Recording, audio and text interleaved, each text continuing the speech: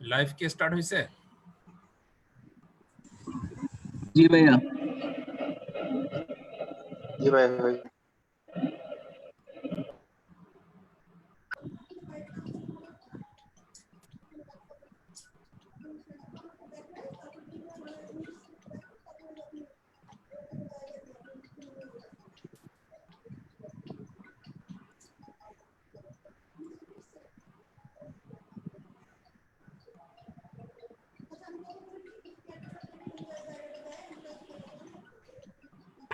Record on হয় নাই।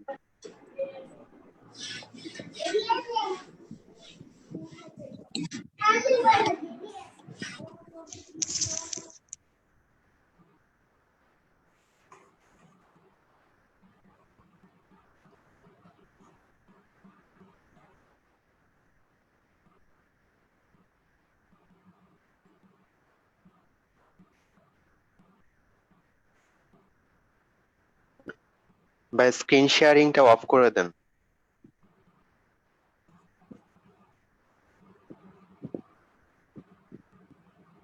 Screen sharing of করলে তো তুমি স্ক্রিন দেখবা কিভাবে? না না না, মানে আমাদের শেয়ারিং একটা শেয়ারিং উইথ আদার্স একটা অপশন আছে না, ওইটা অফ করে দেন, না হলে আঁকাঝুঁকি করবে আর কি, অনেকে ভুলবশত হয়ে যেতে। এটা কোনটা বলো তো? ভাই সেটিং এ গিয়ে পাবেন, সেটিং এ গিয়ে শেয়ার উইথ একটা অপশন আছে।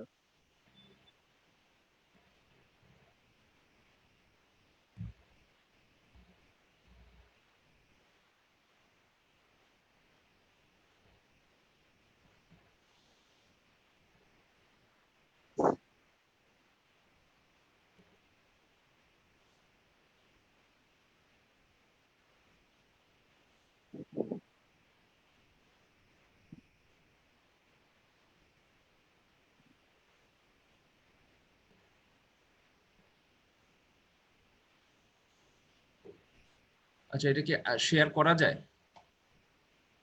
জি ভাইয়া, শেয়ার করা যায়। গ্রুপের বাইরে? না, গ্রুপের বাইরে না, মানে তাহলে আমরা আর কি ওয়ালে আর কি আঁকাঝুঁকি করার, মানে আঁকাঝুঁকি যাতে না করতে পারে এই জন্য আর কি। মানে তুমি চাইলে তোমার ওয়ালে শেয়ার করতে পারবা? না, এটা শেয়ারের অপশন না ভাইয়া, এটা হলো ধরেন আপনি আঁকতেছেন বুঝাইতেছেন, এই মুহূর্তে আর কি আমরা ওয়ালে আঁকবো কিনা এটা আর কি ডিসাইড করবো আর ও, কি। ওইটা তো অফ এরকম করে একটা দিছি। অপশন। হ্যাঁ, জি ভাই। পেন পেন পেন যেটা হ্যাঁ হ্যাঁ অ্যানোটেশন, হ্যাঁ। চেষ্টা করে জি দেখতে জি জি। পারো কিনা? না, এখন ঠিক আছে। এটা আমি করে এখন দিছিলাম। Fine. Okay okay, thank you.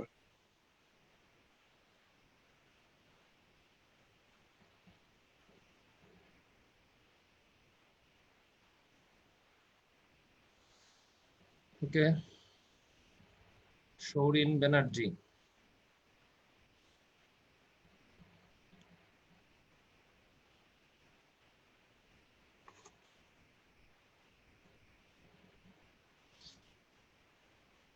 আচ্ছা, ইনফ্লামেশন ভিডিওটা দেখছো সবাই? জি ভাই। বুঝছো তো? জি ভাই। কোনো প্রবলেম নাই তো?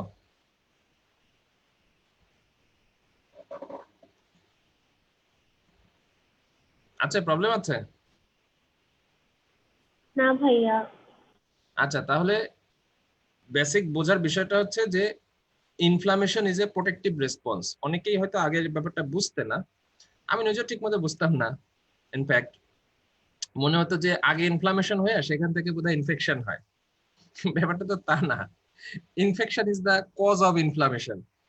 ইনফেকশন হচ্ছে ফরেন বডিতে আসলো, সে টিস্যু ইনজুরি করলে ইনফেকশন হইলো।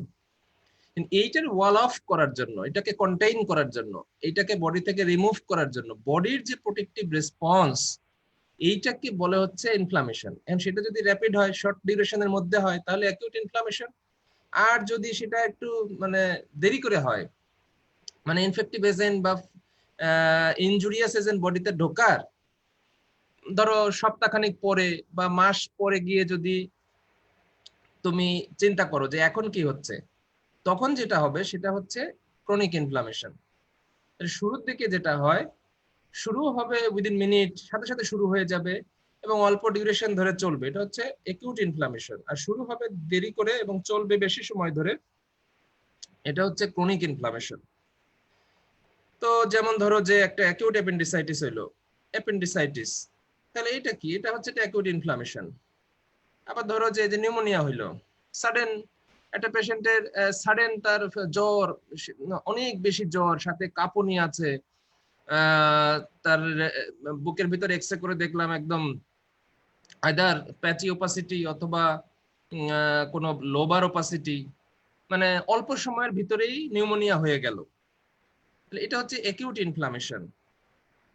আর ক্রনিক ইনফ্লামেশন কি? ধরো সেই নিউমোনিয়াই যে নিউমোনিয়া হলো, নিউমোনিয়ার তো একটা রিজলিউশন ফেজ আছে, মানে নিউমোনিয়া ভালো হয়ে যাবে, কিন্তু অ্যাকিউট ইনফ্লামেশন হয়ে রিজলিউশন হয়ে যাবে, কিন্তু রিজলিউশন হলো না। লাস্ট টেস্টে যেটা দেখাইছিলাম নিউমোনিয়ার ক্ষেত্রে রিজলিউশন। তো একটা অ্যাকিউট ইনফ্লামেশনের ফেট হচ্ছে যে সে রিজলিউশন হয়ে যেতে পারে, কিন্তু যদি রিজলিউশন না হয়, তার মানে ইনজুরিয়াস প্রসেসটা পারসিস্ট করে ফর লং টাইম, তাহলে দেখা যাবে ওখানে লাং অ্যাবসেস হয়ে গেছে। অ্যাবসেস হয়ে মানে যেখানে ইয়ে ছিল, নিউমোনিয়া ছিল, সেই জায়গাটা অ্যাবসেস হবে। অ্যাবসেসটা পারসিস্ট যদি করে তাহলে তার ওয়াল, যেটা অ্যাবসেস ওয়াল, সেই ওয়ালটা ফাইব্রোসিস হবে। আরো যদি পারসিস্ট করে তাহলে ওখানে ক্যালসিফিকেশন হয়ে যাবে। তাহলে এই যে অ্যাবসেস হলো, অ্যাবসেস থেকে ফাইব্রোসিস হলো, ফাইব্রোসিস থেকে ক্যালসিফিকেশন হলো, এর শক্ত হয়ে গেল, আস্তে আস্তে স্থায়ী হয়ে গেল, এই ব্যাপারটাকে বলে ক্রনিক ইনফ্লামেশন। তাহলে প্রোটেক্টিভ রেসপন্সটা হচ্ছে অ্যাকিউট ইনফ্লামেশন, আর ক্রনিক ইনফ্লামেশনটা হলো রিপেয়ার প্রসেস। যদি তোমার প্রোটেক্টিভ যে গোল, এই গোলটা ফুলফিল হয়, তাহলে অ্যাকিউট ইনফ্লামেশন দিয়েই শেষ হয়ে যাবে। প্রোটেক্টিভ গোলটা কি? মানে আমার ব্লাড ভেসেল থেকে এক্সট্রা ভেসেশন হলো প্লাজমার এবং কিছু ব্লাড সেল। প্লাজমার মধ্যে ছিল অ্যান্টিবডি, আর ব্লাড সেল হচ্ছে নিউট্রোফিল, ম্যাক্রোফেজ, ইউসনোফিল, যারা হচ্ছে ফ্যাগোসাইটোসিস করতে পারে। তো এই সেলগুলো এবং ওই যে অ্যান্টিবডি, তারা মিলেমিশে চেষ্টা করবে ওই ইনজুরিয়াস এজেন্টকে বডি থেকে রিমুভ করতে।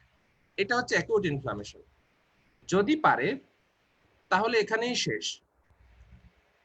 যদি না পারে, যদি সেই ইনজুরিয়াস স্টিমুলাসকে বডি রিমুভ করতে না পারে, সে পারসিস্ট করে যায়, তাহলে সিমালটেনিয়াসলি দুটো ঘটনা ঘটবে। ইনফ্লামেশনও চালু থাকবে, মানে চেষ্টা করবে বডি, কিন্তু পারবে না। তো পারবে না যখন, তখন যেটা হবে সেটা হচ্ছে টিস্যু ডিস্ট্রাকশন হবে। টিস্যু ডিস্ট্রাকশন চলতে থাকবে এবং একই সাথে রিপেয়ার প্রসেসও চলতে থাকবে। মানে একটু ইনজুরি হবে, আবার একটু ফাইব্রোসিস হবে, আবার একটু ইনজুরি হবে, আবার একটু ফাইব্রোসিস হবে। এইভাবে টিস্যু রিপেয়ার প্রসেসটা টিস্যু ইনজুরির সাথে সাথে সিমালটেনিয়াসলি চলবে। এটাই হচ্ছে ক্রনিক ইনফ্লামেশন। কারণ chronic inflammation is a repair process. Chronic ইনফ্লামেশনের সাথে ফাইব্রোসিসটা জড়িত, ফাইব্রোসিস হবে, ফাইব্রোসিস হয়ে হিলিং হবে, হিলিং। আবার রিজেনারেশনও হইতে পারে। রিজেনারেশন মানে কি? যেমন ধরো যেই সব টিস্যুর সেলগুলো রিজেনারেট করতে পারে, মানে যারা কন্টিনিউয়াসলি ডিভাইডিং, অথবা স্টেবল সেল কিন্তু অ্যাপ্রোপ্রিয়েট স্টিমুলাস পেলে সে আবার ডিভাইড করতে পারে। তাই তো? ডিভাইডিং সেল দুই রকম, একটা হচ্ছে যে কন্টিনিউয়াসলি ডিভাইড করতেই থাকে, যেমন হেমাটোপয়েটিক স্টেম সেল।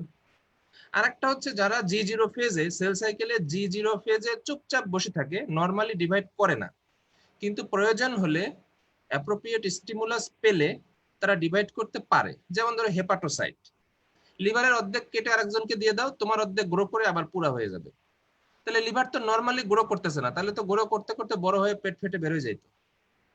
যখন দরকার শুধু তখন বড় হয়। তাহলে এই ধরনের টিস্যুগুলো ক্রনিক ইনফ্লামেশনের সাথে সাথে সে রিজেনারেট করতে পারে। আর যারা পার্মানেন্ট সেল আর ডিভাইড করতে পারবে না, যেমন ধরো স্কেলেটাল মাসেল, তোমার হাতের পায়ের কোনো জায়গার মাংস ধরো কুকুরে কামড়ায় এক খাবলা তুলে নিল, তাহলে ওই খাবলার ওই জায়গাটা কি পূরণ হবে মাংস দিয়ে? পূরণ হবে না, ওইটুক জায়গা হবে ফাইব্রোসিস, মানে ওইখানে ফাইব্রোব্লাস্ট, ফাইব্রাস টিস্যু তৈরি করে করে ওই জায়গাটা ক্ষতটা পূরণ করবে, এটাকে বলে ফাইব্রোসিস। এই টিস্যু ইনজুরি এবং রিপেয়ার একসাথে চলবে, এটা হচ্ছে ক্রনিক ইনফ্লামেশন। এখন অ্যাকিউট ইনফ্লামেশনেরও কিছু জিনিস বাকি ছিল, সেগুলো একটু বলে দিই। সব জিনিস আমি সমান গুরুত্ব দিয়ে পড়াবো না, অনেক জিনিস হচ্ছে যে তুমি নিজে পড়লে বুঝতে পারবা, তো আমি যত পড়াবো ততটুকুর উপর বেস করে তুমি বুঝে ফেলতে পারবা। এটা আমি শুরুতেই বলেছিলাম যে এতটা এক্সপেক্ট করা যাবে না যে each and every question, each and every topic আমি পড়াবো।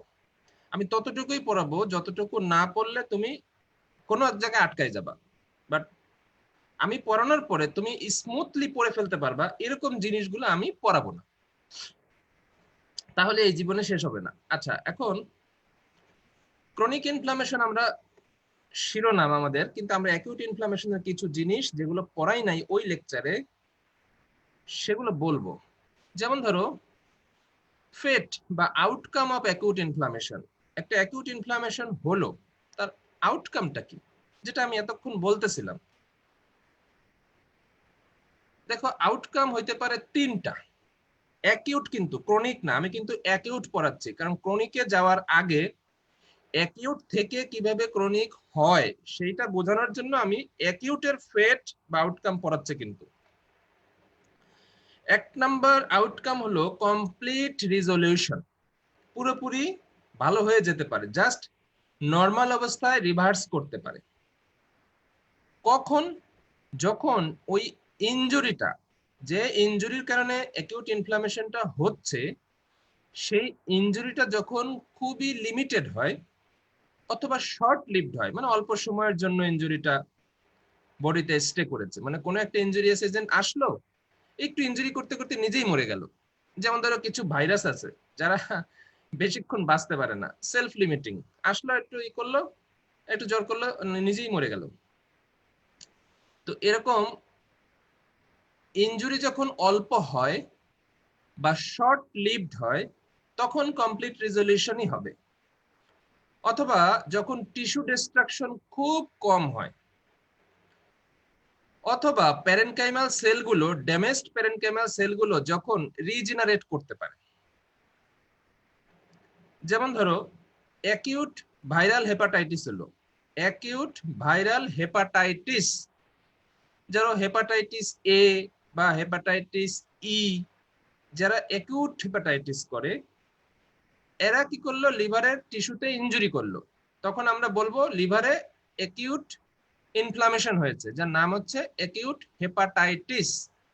তো হেপাটাইটিস এ বা ই এদের তো চিকিৎসা লাগে না, খালি রেস্ট নেবে, কিছুদিন পরে পেশেন্ট এমনি ভালো হয়ে যাবে, জন্ডিস ভালো হয়ে যাবে। তার মানে কি, হেপাটোসাইটে ইনজুরি হচ্ছিল বলেই তো তার জন্ডিস হচ্ছিল। তো জন্ডিস সেলফ লিমিটিং, এমনি এমনি ভালো হয়ে গেল কেন? কারণ তার হেপাটোসাইট আগের অবস্থায় ফিরে এসছে। অ্যাকচুয়ালি ইনজিউর্ড হেপাটোসাইট গুলো আগের অবস্থায় ফিরে আসে নাই, যেগুলো ইনজুরি হয়েছে ওগুলো বাদ। হেপাটোসাইট যেহেতু রিজেনারেট করতে পারে যখন দরকার, তো এখানে যে সেলগুলো ড্যামেজ হয়ে গেছে ওই সেলগুলো বাদ, বাকি যে রিমেইনিং ভালো সেল, তারা কি করলো, নতুন কিছু সেল তৈরি করে ওই ড্যামেজ সেলগুলো জায়গা পূরণ করে ফেললো। তুমি যদি এখন লিভারটা কাইটা এনে দেখো, দেখবে একদম ফ্রেশ লিভার, মানে যেগুলা হেপাটাইটিসের সময় নষ্ট হয়েছে ওই সেলগুলো তারা রিজেনারেট করে ফেলেছে, নতুন করে সেল তৈরি করে ওই জায়গাটা পূরণ করে ফেলেছে।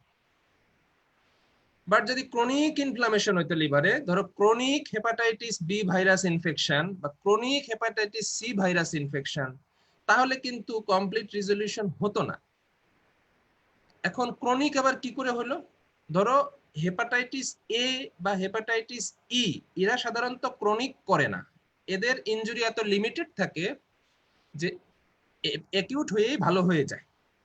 অনেক সময় অ্যাকিউট থেকেই মারা যেতে পারে, অ্যাকিউট ফালমিনেন্ট হেপাটাইটিস হয়ে পেশেন্ট মারা যেতে পারে, কিন্তু ক্রনিক হয় না। কিন্তু হেপাটাইটিস বি, সি, ডি, এগুলো কি হয়, প্রথমে অ্যাকিউটই হয়, একবারে তো লাভ দিয়ে ক্রনিকে যায় না, এগুলো দিয়ে প্রথমে অ্যাকিউট ইনজুরি হয়।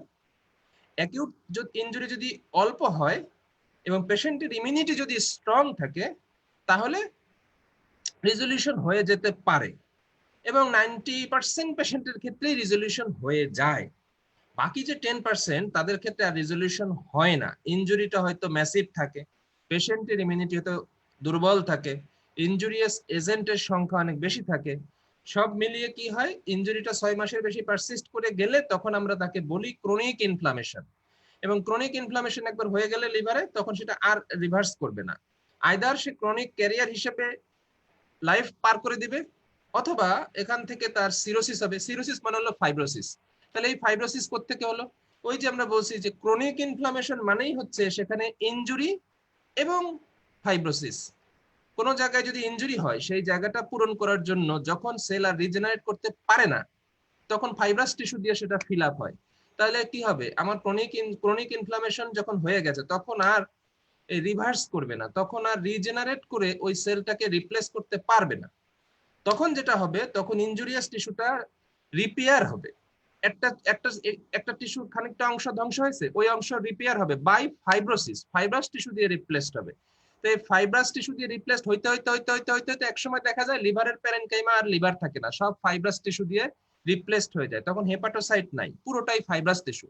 তখন লিভারটা একটা শক্ত একটা জিনিস হয়ে গেল। তখন এর ভিতরে নর্মাল লিভার যেটা বলতে বোঝায় একটা ফার্ম একটা জিনিস, যার ভিতরে লিভারের সেলগুলো আছে, ভেসেল আছে, এগুলো কিচ্ছু নাই, সব ফাইব্রাস টিস্যু দিয়ে একটা মানে রাবারি টাইপের একটা জিনিস হয়ে গেল, যেটার ভিতর দিয়ে ব্লাড যাতায়াত করতে পারে না, যেটার ভিতরে হেপাটোসাইট নাই। সো হেপাটোসাইটের যে ফাংশন গুলো আছে, তারা যা যা তৈরি করতো, যা যা এক্সক্রিট করতো, যা যা তারা সিনথেসিস করতো, যা যা তারা বডি থেকে এলিমিনেট করতো, কিচ্ছু আর ফাংশন থাকবে না। তখন আমরা যে সিমটম গুলো পাই সেগুলো হচ্ছে সিরোসিস, ফাইব্রোসিসের সিমটম।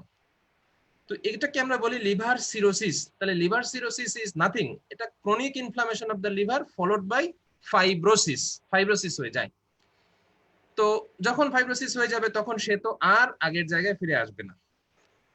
তো আমরা যেটা পড়ছি সেটা হইলো অ্যাকিউট ইনফ্লামেশনের ফেট। সেটা বলতে গিয়ে কিছু ক্রনিকের কথা বললাম। তো যাই হোক, অ্যাকিউট ইনফ্লামেশনের 1 নাম্বার ফেট হচ্ছে কমপ্লিট রেজলিউশন হওয়া পসিবল যখন ইনজুরি হবে খুবই লিমিটেড, যখন টিস্যু ডিস্ট্রাকশন হবে অল্প, এবং প্যারেনকাইমাল সেলগুলো যখন এবং যতক্ষণ রিজেনারেট করতে পারবে। 2 নাম্বার হচ্ছে healing by connective tissue replacement, scanning বা ফাইব্রোসিস। তার মানে অ্যাকিউট ইনফ্লামেশনে কি ফাইব্রোসিস হইতে পারে কিনা? হ্যাঁ, অ্যাকিউট ইনফ্লামেশনেও ফাইব্রোসিস হইতে পারবে। কখন? যখন সেই টিস্যুতে অ্যাকিউট ইনফ্লামেশন হবে যেই টিস্যুর সেলগুলো রিজেনারেট করতে পারে না। সেটা একটু আগে বলছিলাম যে তোমার যদি স্কেলেটাল মাসেলে, তোমার যদি কার্ডিয়াক মাসেলে বা নিউরনে অ্যাকিউট ইনফ্লামেশন হয়, তো যে ইনজুরি হইল সেই ইনজুরি যত অল্পই হোক, ওই টিস্যু তো রিজেনারেট করতে পারবে না। লিভারের হেপাটোসাইট যেমন অল্প ইনজুরি হলে রিজেনারেট করে ফেলতে পারে, কারণ তার রিজেনারেট করার ক্যাপাসিটি আছে। কিন্তু যারা পার্মানেন্ট সেল, যেমন স্কেলেটাল মাসেল, কার্ডিয়াক মাসেল এবং নিউরন, স্কেলেটাল, আবারও বলি অনেকে জানো না এটা, পার্মানেন্ট সেল কারা কারা? স্কেলেটাল মাসেল, কার্ডিয়াক মাসেল এবং নিউরন। এদের ক্ষেত্রে টিস্যু ইনজুরি যত অল্পই হোক, ওইটুকু জায়গা তো আর নতুন করে সেল তৈরি হয়ে রিপ্লেসড হবে না। সো ওটুকুতে ফাইব্রোসিস হবে বা স্কার তৈরি হবে। 3 নাম্বার হচ্ছে প্রোগ্রেশন টু ক্রনিক ইনফ্লামেশন। তার মানে ইনজুরিয়াস এজেন্ট যখন পারসিস্ট করবে, থেকে যাবে শরীরে, অথবা এই যে নর্মাল হিলিং প্রসেস, সেটা রিজেনারেশন হোক বা ফাইব্রোসিস হোক, নর্মাল হিলিং প্রসেসের কোথাও কোনো বাধা থাকবে, ইন্টারফারেন্স, যে হিলিং হচ্ছে না, তখন সেটা কিন্তু ক্রনিক ইনফ্লামেশনের দিকেই যাবে। সেটা কিরকম? ধরো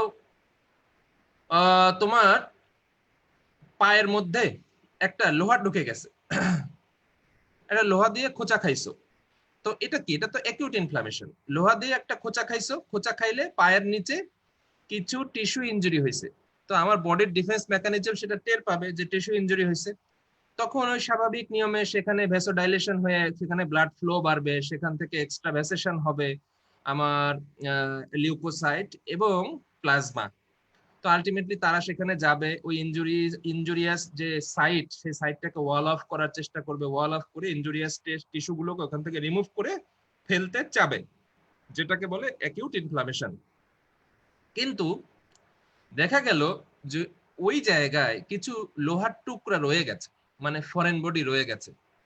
এখন যদি তা না থাকতো, জাস্ট লোহা খোঁচা দিয়ে বের হয়ে গেছে, তাহলে কি হতো? ওখানে শুধু ইনজুর্ড কিছু সেল থাকতো, আর কিচ্ছু থাকতো না। ওই ইনজুর্ড সেলগুলোকে ম্যাক্রোফেজ নিউট্রোফিল এসে এনগালফ করে ফ্যাগোসাইটোসিস করে কিলিং এন্ড ডিগ্রেডেশন করে বডি থেকে রিমুভ করে ফেলতে পারত। কিন্তু যদি লোহার টুকরা থেকে যায়, ওই টুকরাগুলোর সাইজ আসলে এত বড় হয়, কারণ সেলগুলোর সাইজ তো মাইক্রোস্কোপিক, আমরা চোখে দেখি না, কিন্তু লোহার টুকরা তো আমরা চোখে দেখি। সেটা যত ছোটই হোক তাও কিন্তু চোখে দেখা যাচ্ছে, ছোট্টটা বালির কণা চোখে দেখা যায়, এটা সাইজ কিন্তু আসলে অনেক বড়।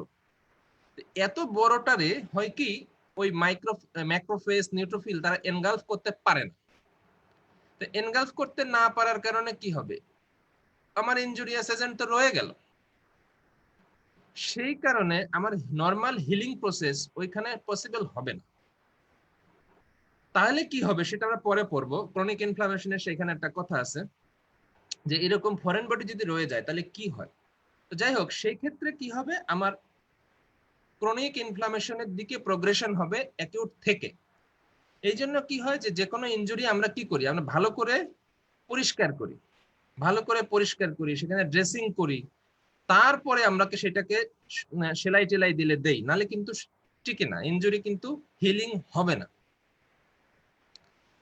ওকে, তাহলে কথা কি দাঁড়াইলো? কথা দাঁড়াইলো একটা অ্যাকিউট ইনফ্লামেশনের ফেট হচ্ছে যদি ইনফ্লামেশনের টিস্যু ইনজুরিটা অনেক কম হয়, শর্ট লিভড হয়, এবং ওই টিস্যু যদি রিজেনারেট করার ক্যাপাবিলিটি থাকে তাহলে সে কমপ্লিট রিজলিউশন হয়ে যেতে পারবে। যদি রিজেনারেট করার ক্যাপাবিলিটি না থাকে এবং ইনজুরি যদি অল্প হয়, সেই ক্ষেত্রে কানেকটিভ টিস্যু রিপ্লেসমেন্ট হইয়া ফাইব্রোসিস বা স্কার তৈরি হইয়া হিলিং হবে। আর যদি এই হিলিং প্রসেসে কোনো বাধা থাকে, আবার ধরো কোনো জায়গায় অ্যাবসেস হয়েছে, অ্যাবসেস, তো সেইখানে অ্যাবসেসের একটা ওয়াল আছে, ওই অ্যাবসেস ওয়ালের কারণে হয় কি হিলিং মেকানিজমটা ডিস্টার্বড হয়। ইভেন তুমি অ্যান্টিবায়োটিক দিলে এটা অ্যাবসেসের ভিতরে যাবে না, তুমি যদি অ্যাবসেসটা ড্রেইন করে তারপর অ্যান্টিবায়োটিক দাও তাহলে এখানে যাবে, মানে অ্যাবসেস থাকতে পারবে না, অ্যাবসেসের ভিতরে অ্যান্টিবায়োটিক যায় না, তাহলে হিলিং প্রসেস হ্যাম্পার্ড হলো। তো এরকম হিলিং প্রসেস যদি হ্যাম্পার্ড হয়, সেটা ফরেন বডির কারণে হোক, বডির কোনো এরকম স্ট্রাকচার যেমন অ্যাবসেসের কোনো ওয়াল, অথবা ধরো যে তোমার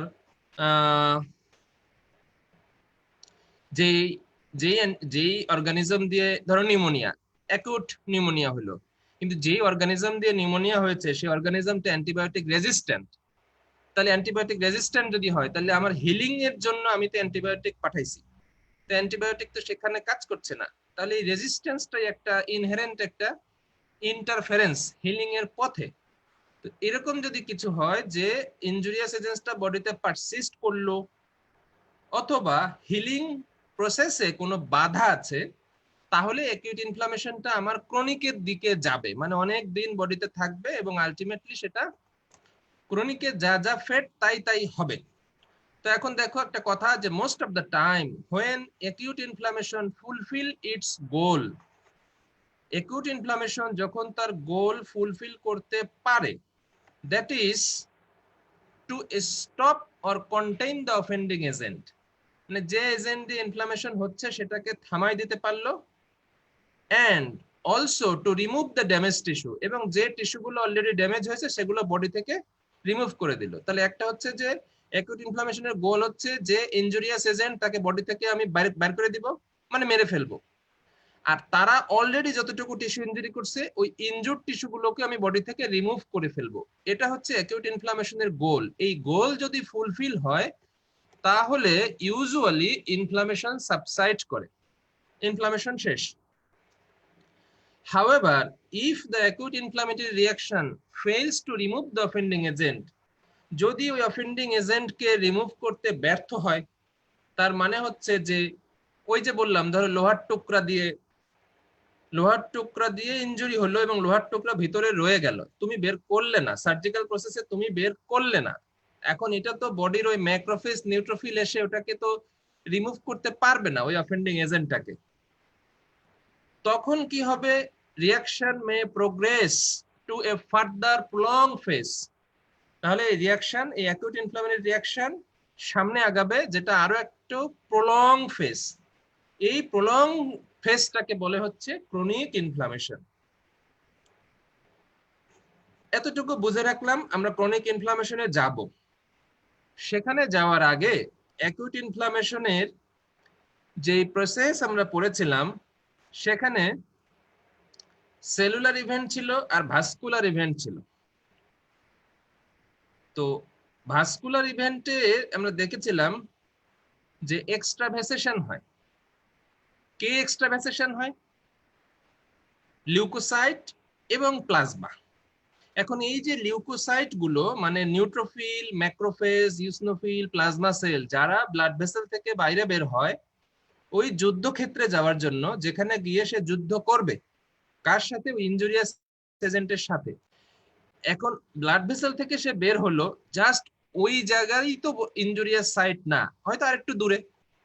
তাহলে ওইটুকু দূরত্ব তো তাকে পার হতে হবে। তার তো চীনে ব্লাড ভেসেল থেকে বের হওয়ার পরে ওই ইনজুরিয়াস এজেন্ট কোথায় আছে বা ইনজুরিয়াস সাইটটা কই, চীনে ওই ডিরেকশনে ওই বরাবর তাকে যেতে হবে।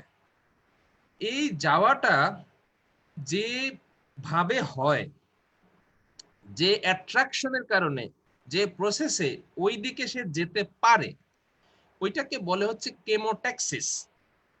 একটা কেমো অ্যাট্রাকশন কাজ করে, মানে কেমিক্যাল অ্যাট্রাকশন।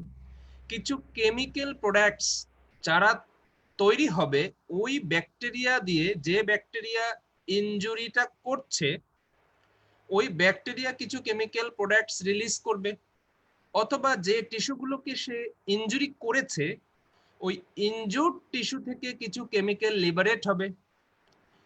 ওই কেমিক্যালস গুলো আমার যে সৈন্য সামন্ত ব্লাড ভেসেল থেকে বের হয়েছে মানে নিউট্রোফিল, ম্যাক্রোফেজ ইত্যাদি, তাদেরকে ডাকবে, তাদেরকে অ্যাট্রাক্ট করবে।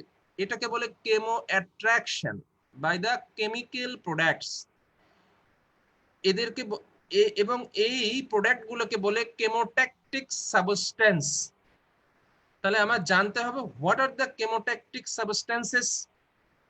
আর এই যে প্রসেসটা, যে এই কেমো অ্যাট্রাকশনের মাধ্যমে আমার লিউকোসাইট গুলো ইনজুরিয়াস সাইটের দিকে গেল বাই অ্যামিবয়েড মুভমেন্ট, এইটাকে বলে হচ্ছে কেমোট্যাক্সিস। এটা পরীক্ষায় আসে, জিনিসটা কি শর্ট নোট।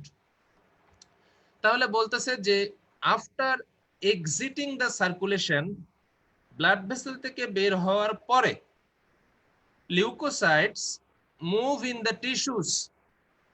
টিস্যুর ভিতর দিয়ে লিউকোসাইট মুভ করবে। এখন তো সে টিস্যুতে চলে আসছে, ব্লাড ভেসেল থেকে বাইরে বের হয়ে গেছে, মানে তো এখন তো সে টিস্যুতে চলে আসছে। তো লিউকোসাইট টিস্যুর ভিতর দিয়ে মুভ করে কোন দিকে? Toward the site of injury by a process called chemotaxis. এবং এটাকে বলে হচ্ছে locomotion along a chemical gradient. মানে এটাকে ডিফাইন করা যায়, সংক্ষেপে যদি ডিফাইন করতে চাও তাহলে বলা যায় যে কেমোট্যাক্সিস ইজ দ্য লোকোমোশন, মানে চলাচল, অ্যালং এ কেমিক্যাল গ্রেডিয়েন্ট। তো কেমিক্যাল গ্রেডিয়েন্ট মানে কি? যেই দিকে কেমিক্যাল সাবস্টেন্স বেশি। এখন মনে করো যে তোমার কাছে অনেকগুলা চকলেট আছে, তো তুমি সেখান থেকে একটা চকলেট এভাবে তুমি ছুঁড়ে মারলে একটা বাচ্চার দিকে, যাতে বাচ্চা ওই চকলেটটা ধরে এবং তোমার দিকে আসে। তো বাচ্চা যখন চকলেটটা ধরলো তখন বাচ্চার দিকে চকলেট আছে একটা, আর তোমার কাছে চকলেট আছে এক প্যাকেট। এখনো তুমি তো প্যাকেট থেকে একটা বের করে বাচ্চার দিকে দিছো। তাহলে কেমিক্যাল গ্রেডিয়েন্ট কোন দিকে, মানে বেশি কোন দিকে? চকলেটের গ্রেডিয়েন্ট এক্ষেত্রে কোন দিকে? তোমার দিকে। মানে যে চকলেটটা ছুঁড়ে মেরেছে তার কাছে এখনো অনেক চকলেট আছে। সো ওই যে মানে গ্রেডিয়েন্ট কোন দিকে? গ্রেডিয়েন্ট মানে স্রোত। এটা হচ্ছে যে সোর্স যেখান থেকে চকলেটটা পাঠানো হয়েছে সেখানেই এখনো বেশি আছে। এই জন্য বলছে যে locomotion along a chemical gradient. তার মানে ইনজুরিয়াস সাইটে প্রচুর কেমিক্যাল সাবস্টেন্স আছে, সেখান থেকে কিছু কিছু তারা ছুঁড়ে মেরেছে ওই লিউকোসাইটের দিকে। ওদেরকে বুঝাইলো যে এরকম জিনিস আছে, ভালো আসো আমাদের দিকে। তো ওই টুয়ার্ডস দ্য কেমিক্যাল গ্রেডিয়েন্ট তারা ছোটা শুরু করবে। এই ছোটাটাকেই বলে হচ্ছে কেমোট্যাক্সিস। তো এরকম কেমিক্যাল সাবস্টেন্সেস বা কেমো অ্যাট্রাক্টেন্ট বা কেমোট্যাকটিক সাবস্টেন্সেস কি কি আছে? এরা হতে পারে এক্সোজেনাস এবং এন্ডোজেনাস। এক্সোজেনাস মানে হচ্ছে ব্যাকটেরিয়াল প্রোডাক্ট, কারণ ব্যাকটেরিয়া তো বাইরে থেকে শরীরের ভিতরে আসছে, সেই কারণে ব্যাকটেরিয়া যে কেমিক্যাল প্রোডাক্ট গুলো তৈরি করবে সেগুলোকে আমি বলবো এক্সোজেনাস কেমোট্যাকটিক সাবস্টেন্স। আর এন্ডোজেনাস হচ্ছে যেটা আমার বডির ভিতরে তৈরি হবে, ধরো ওই ইনজিউরড সেল থেকে যেগুলো তৈরি হবে, তাহলে এটা তোমার বডির ভিতর দিয়ে বডির ভিতরে সোর্স থেকে তৈরি হলো, এগুলা হচ্ছে এন্ডোজেনাস কেমো অ্যাট্রাক্টেন্ট। এরা কারা? এরা হচ্ছে কিছু কমপ্লিমেন্ট আছে, যেমন C5 এ লিউকোট্রিয়েন B4, আর হচ্ছে কিছু সাইটোকাইন আছে ইন্টারলিউকিন 8। এখন সমস্যা হচ্ছে যে ফোর্থ ইয়ার যারা, তারা বুঝে ফেলছো ঘটনাটা কি, যারা থার্ড ইয়ার তারা বুঝতে পারো নাই। এর কারণ হচ্ছে মাইক্রোবায়োলজিতে ইমিউনোলজির মধ্যে কমপ্লিমেন্ট নামে একটা চ্যাপ্টার আছে। তা কমপ্লিমেন্ট হচ্ছে কিছু প্রোটিন যাদেরকে তৈরি করে হচ্ছে লিভার, এবং এই প্রোটিনগুলো প্লাজমাতে থাকে এবং বিভিন্ন টিস্যুতে বডি ফ্লুইডে থাকে। এই কমপ্লিমেন্ট প্রোটিনগুলোরও কিছু তোমার ইমিউনিটি দেওয়ার ক্ষমতা আছে। মানে কি বলে যে অ্যাকচুয়ালি সরাসরি সে ইমিউনিটি দেয় না, সে আসলে ফ্যাগোসাইটোসিসে হেল্প করে। তো ফ্যাগোসাইটোসিসে দেখো, এটা একটা ফ্যাগোসাইটোসিসে হেল্প করা প্রসেস, কারণ আমার এই কেমোট্যাক্সিসের মাধ্যমে আমি যে ইনজুরিয়াস এজেন্টের দিকে যাচ্ছি, আমার আলটিমেট উদ্দেশ্য কি? উদ্দেশ্য হচ্ছে তো ইনজুরিয়াস এজেন্টকে ফ্যাগোসাইটোসিস করা। তো ফ্যাগোসাইটোসিসে হেল্প করতেছে। তো ওই কমপ্লিমেন্ট গুলোর নানান কমপ্লিমেন্টের নানান ফাংশন আছে। তো অনেকগুলো কমপ্লিমেন্ট আছে, পরে তোমরা ইমিউনোলজি পড়ার সময় জানবা। আপাতত জেনে রাখো যে ওই কমপ্লিমেন্ট গুলোর মধ্যে একটি বিশেষ কমপ্লিমেন্ট যার নাম হচ্ছে C5a। সি মানে কমপ্লিমেন্ট, C5a এটা একটা কেমো অ্যাট্রাক্টেন্ট। আর লিউকোট্রিয়েন B4 কি জিনিস? এরা হচ্ছে যে অ্যারাকিডোনিক অ্যাসিড মেটাবলিজমে কিছু প্রোডাক্টস তৈরি হয়, সেখানে দুইটা পাথওয়ের মাধ্যমে প্রোডাক্টস তৈরি হয়, সাইক্লোঅক্সিজেনেস আর লাইপোঅক্সিজেনেস। এটা ফোর্থ ইয়াররা খুব ভালোভাবেই জানো। তো সাইক্লোঅক্সিজেনেস পাথওয়েতে আমার তৈরি হয় প্রোস্টাগ্ল্যান্ডিন এবং থ্রম্বোক্সিন, আর লাইপোঅক্সিজেনেস পাথওয়েতে তৈরি হয় লাইপোক্সিন এন্ড লিউকোট্রিয়েন। তো লিউকোট্রিয়েনের মধ্যে আবার বিশেষ কিছু লিউকোট্রিয়েন আছে যাদের নাম হচ্ছে লিউকোট্রিয়েন B4, C4, D4, যাদের কিছু স্পেশাল ফাংশন আছে আমরা জানি, যেমন ভাস্কুলার পারমিয়াবিলিটি বাড়ায়। তার মধ্যে আবার লিউকোট্রিয়েন B4 স্পেসিফিক্যালি এই কেমো অ্যাট্রাক্ট্যান্ট হিসেবে কাজ করতে পারে। তাহলে কেমো অ্যাট্রাক্ট্যান্টের মধ্যে এন্ডোজেনাসের মধ্যে একটা বললাম কমপ্লিমেন্ট C5a, একটা হচ্ছে লিউকোট্রিয়েন B4, আর আরেকটা হচ্ছে যে এই যে বিভিন্ন সাইটোকাইনের কথা মাঝে মাঝে উচ্চারণ করি, এই ইনফ্লামেশন চ্যাপ্টারেই একটা টপিক আছে যার নাম হচ্ছে কেমিক্যাল মেডিয়েটরস। আমি বারবার একটা কথা বোঝানোর চেষ্টা করছি যে inflammation is nothing but fundamental defence mechanism of body. এখন এই ডিফেন্সটা কে দেবে? এখানে সৈন্যটা কে? সৈন্য হচ্ছে আমার লিউকোসাইট। লিউকোসাইটের মধ্যে কারা? Specifically neutrophil, macrophage, lymphocyte, eosinophil, plasma cell ইত্যাদি ইত্যাদি। তো এরা আসলে কিভাবে শত্রুকে কিভাবে মারে? এদের কাছে তো অস্ত্র নাই, গুলি নাই, গোলা বারুদ নাই। এরা মারে কিভাবে? এরা মারে হচ্ছে তাদের ভিতর থেকে কিছু কেমিক্যাল মেডিয়েটর রিলিজ করে সেগুলো দিয়ে মারে। শুধু মারে তা না, আরো বিভিন্ন যে রিয়াকশন হয় এই মারামারির সময়, ধরো এই মারামারি হওয়ার জন্য তোমার জ্বর হয়, এই মারামারি হওয়ার জন্য তোমার ব্যথা হয়, ফুলে যায়, আরো নানান কিছু হয়। ধরো তারপরে যদি সেই মারামারিটা হয় টিউমারের সাথে, টিউমার, তাহলে টিউমারের ক্ষেত্রে দেখা যায় যে সেখানে কিছু এনজিওজেনেসিসের ব্যাপার থাকে।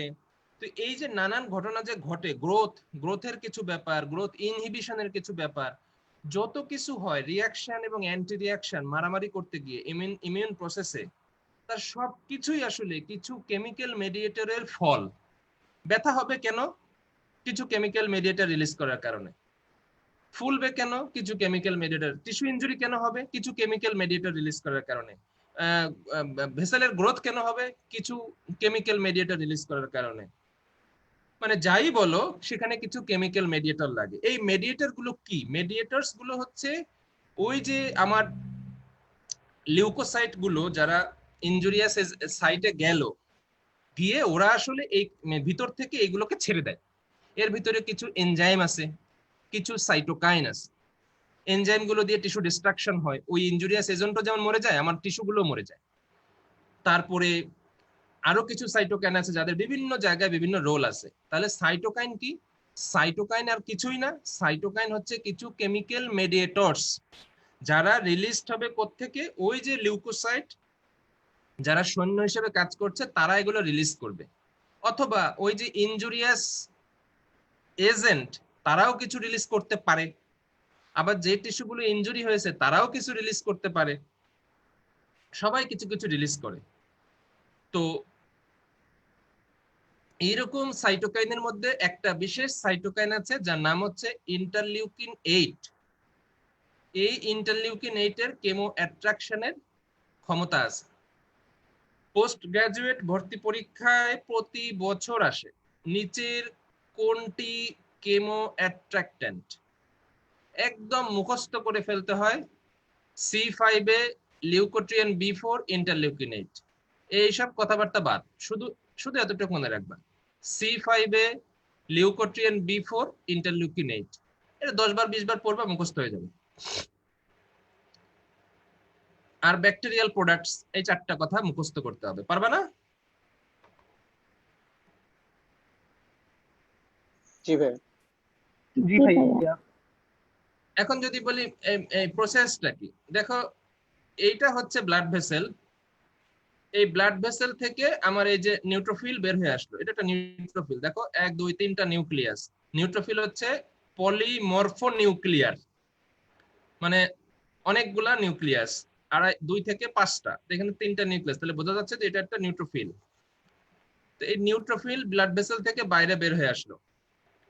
আর এই হচ্ছে আমার ইনজুরিয়াস সাইট। এখানে এই যে ছোট ছোট দাগ দাগ দেখতেছো, এই যে দাগ, এই দাগগুলো হচ্ছে ব্যাকটেরিয়া। এখন এই ব্যাকটেরিয়া কি করছে? কিছু কেমিক্যাল এজেন্ট রিলিজ করছে। দেখো এই যে ছোট ছোট ফোঁটা ফোঁটা ফোঁটা ফোঁটা দেখতেছো, এই যে ছিটানো ছিটানো ফোঁটা ফোঁটা, এগুলো হচ্ছে আমার এই কেমিক্যাল সাবস্টেন্স, কেমো অ্যাট্রাক্ট্যান্ট। এরা হচ্ছে ব্যাকটেরিয়াল প্রোডাক্টস, মানে এক্সোজেনাস কেমিক্যাল সাবস্টেন্স। তো এই কেমিক্যাল সাবস্টেন্স লিবারেট করছে ব্যাকটেরিয়া, এবং এই দিকে দেখো সবচেয়ে বেশি, কিন্তু সে ছড়াই দিছে, ওই দিকে ছড়াই দিছে, দেখো এদিকে কম। তো ও তখন চিনবে কি করে যে কোন দিকে আমার সেই ব্যাকটেরিয়ারা আছে? ও খালি দেখতে দেখতে যাবে যে এর এই এই এই কেমিক্যাল সাবস্টেন্স গুলো কোন দিকে বেশি, ওই বেশির দিকে আগাবে, মানে টুয়ার্ডস দ্য কেমিক্যাল গ্রেডিয়েন্ট আগাইতে থাকবে। এই আগায় আগায় দেখো জায়গা মতো চলে গেছে, এবং ওই যে ইনজুরিয়াস সাইট সেটাকে সে ঘিরে ধরছে। এই যাওয়াটা হচ্ছে কেমোট্যাক্সিস। এখন এটার কিছু মেকানিজমের কথাবার্তা আছে, একটু কঠিন বাট সম্ভব। বলতেছে যে এই কেমোট্যাকটিক যে এজেন্ট, সেটা ব্যাকটেরিয়াল প্রোডাক্ট হোক, C5 এ হোক, লিউকোট্রিয়েন B4 হোক, ইন্টারলিউকিন 8 হোক, ওই কেমিক্যাল প্রোডাক্টের সাথে এই নিউট্রোফিল তার রিসেপ্টর দিয়ে বাইন্ড করে। নিউট্রোফিল বা লিউকোসাইটের সারফেসে ওই কেমিক্যাল প্রোডাক্টের জন্য রিসেপ্টর আছে, ওই রিসেপ্টর দিয়ে সে প্রথমে বাইন্ড করে। বাইন্ড করার পরে তার ভিতরে একটা সিগন্যালিং পাথওয়ে আছে, সেল মেমব্রেন কিছু সিগন্যালিং পাথওয়ে আছে, যার ভিতরে একটা হলো এই যে এরকম, এটা তো সেল মেমব্রেন, এটা তো সেল মেমব্রেন, তাই না? এই যে লিপিড বাইলেয়ার মেমব্রেন দেখতে পাচ্ছি। তো এখানে এই জিনিসটার নাম হচ্ছে ফসফোটাইডাল ইনোসিটাল বাইফসফেট।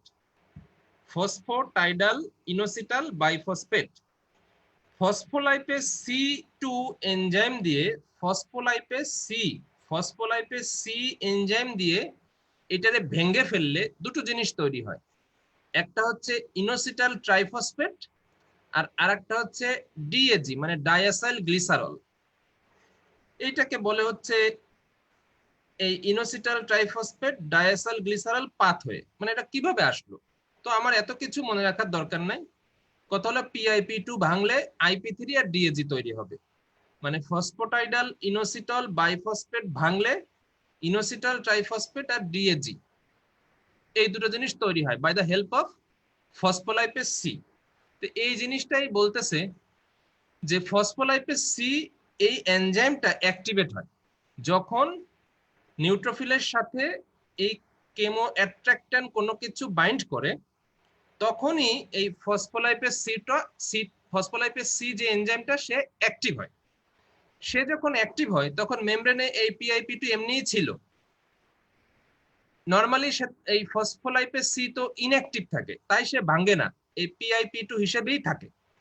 যখন কেমো অ্যাট্রাক্ট্যান্ট কোনো সাবস্টেন্স লিউকোসাইটের সারফেসের সাথে বাইন্ড করলো, তখনই ফসফোলাইপেজ সি অ্যাক্টিভ হইলো। যেই অ্যাক্টিভ হইলো সেই PIP2 ভেঙে IP3 এবং DAG তৈরি হয়ে গেল। এই IP3 এবং DAG এর কাজ হলো সাইটোসোলিক ক্যালসিয়াম বাড়ায় দেওয়া। এটা আবার কোত্থেকে আসলো? যে কোনো সেলের ভিতরে এন্ডোপ্লাজমিক রেটিকুলাম আছে। মাসেল সেলের ক্ষেত্রে এটার নাম হচ্ছে সার্কোপ্লাজমিক রেটিকুলাম। তোমরা জানো মাসেল কন্ট্রাকশনের সময় তোমরা এই নামটা শুনছিলা, সার্কোপ্লাজমিক রেটিকুলাম। যখন অ্যাকশন পটেনশিয়াল মাসেলে পৌঁছাইছিল তখন ওই সার্কোপ্লাজমিক রেটিকুলাম থেকে ক্যালসিয়াম রিলিজ হয়েছিল, এবং সেলের সাইটোপ্লাজমের ভিতরে যখন ক্যালসিয়াম অ্যাকুমুলেট হয়, অনেক ক্যালসিয়াম হয়, তখন ওই যে অ্যাক্টিন মায়োসিন ফিলামেন্টের মধ্যে কন্ট্রাকশন হয়, ওইটাই তো মাসেল কন্ট্রাকশন। তো আমার এই অন্যান্য সেলগুলো যেমন এই লিউকোসাইট বলো, যে কোনো সেল, এদের ওইরকম সাইটোস্কেলেটাল সিস্টেম আছে। এদের মায়োসিন থাকে না, শুধু অ্যাক্টিন থাকে। মায়োসিন হচ্ছে মাসেলে থাকে। এদের কন্ট্রাক্টাইল ফিলামেন্টের নাম হচ্ছে অ্যাক্টিন ফিলামেন্ট। এবং টিউমার সেল যখন ইনভেশন হয়েছিল তখনও তোমরা মেকানিজমের মধ্যে পড়ছিলা যে টিউমার সেলের অ্যাক্টিন ফিলামেন্ট কন্ট্রাকশন করে করে সে কিন্তু সামনে আগাইতে পারছিল। এই যে লিউকোসাইট, তার ভিতরেও অ্যাক্টিন ফিলামেন্ট আছে। তার মানে সব সেলের ভিতরেই একটা কন্ট্রাক্টাইল এলিমেন্ট আছে, সাইটোস্কেলেটাল এলিমেন্ট, সেটা হচ্ছে অ্যাক্টিন। এই অ্যাক্টিন দিয়ে সে সামনে এগোতে পারে। যারা মুভেবল সেল, সব সেলের ঠিক না, যারা মুভ করতে পারে, ওয়ান্ডারিং সেল যারা মুভ করতে পারে। তো এখন মুভ কখন করে? যখন অ্যাক্টিন ফিলামেন্ট কন্ট্রাক্ট করবে। Actin is a contractile filament. Actin and myosin, this are the contractile filament. কিন্তু এখানে মায়োসিন থাকে না, শুধু অ্যাক্টিন থাকে। So actin here is the contractile filament. কিন্তু সে নরমালি তো কন্ট্রাকশন করবে না। সে কখন কন্ট্রাকশন করবে? যখন সেলের ভিতরে সাইটোপ্লাজম অনেক বেড়ে যাবে। তো ওই লিউকোসাইটের ভিতরেও এন্ডোপ্লাজমিক রেটিকুলাম আছে। সেই এন্ডোপ্লাজমিক রেটিকুলাম থেকে ক্যালসিয়াম বাইরে বের হবে, কারণ আমার সাইটোপ্লাজমে ক্যালসিয়াম লাগবে। কিন্তু ক্যালসিয়াম সাইটোপ্লাজমে নাই, ক্যালসিয়াম রয়েছে এন্ডোপ্লাজমিক রেটিকুলামের ভিতরে। আর মাসেলের ক্ষেত্রে বলে সার্কোপ্লাজমিক রেটিকুলামের ভিতরে। এখন এন্ডোপ্লাজমিক রেটিকুলাম থেকে ওই ক্যালসিয়াম বাইরে বের হয়ে আসতে হবে। বাইরে বলতে সেলের ভিতরে, সাইটোপ্লাজমের ভিতরে। সেটা তখনই হবে যখন এই PIP2 ভেঙে IP3 এবং DAG হবে। তা আমার তো এটা হয়েছে।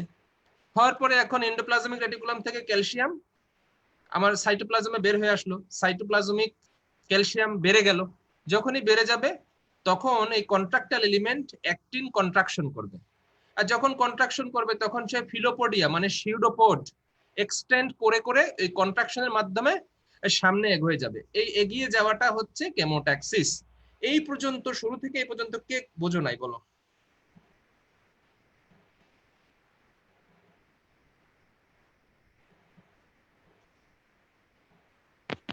ভাইয়া বুঝছি। বুঝছি ভাই।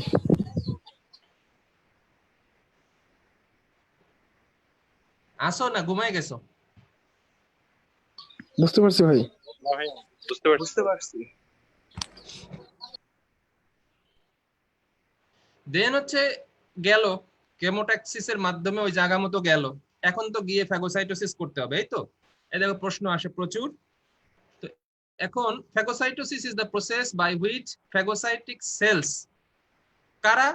Mainly neutrophil and macrophage, recognize and then engulf and dispose of foreign particles, যেমন ব্যাকটেরিয়া। তার মানে বলতেছে জায়গা মতো তো গেল, এখন ওই জায়গায় তো আমার ইনজুরিয়াস এজেন্ট আছে, ইনজুর্ড সেল আছে, আরো কত কিছু আছে।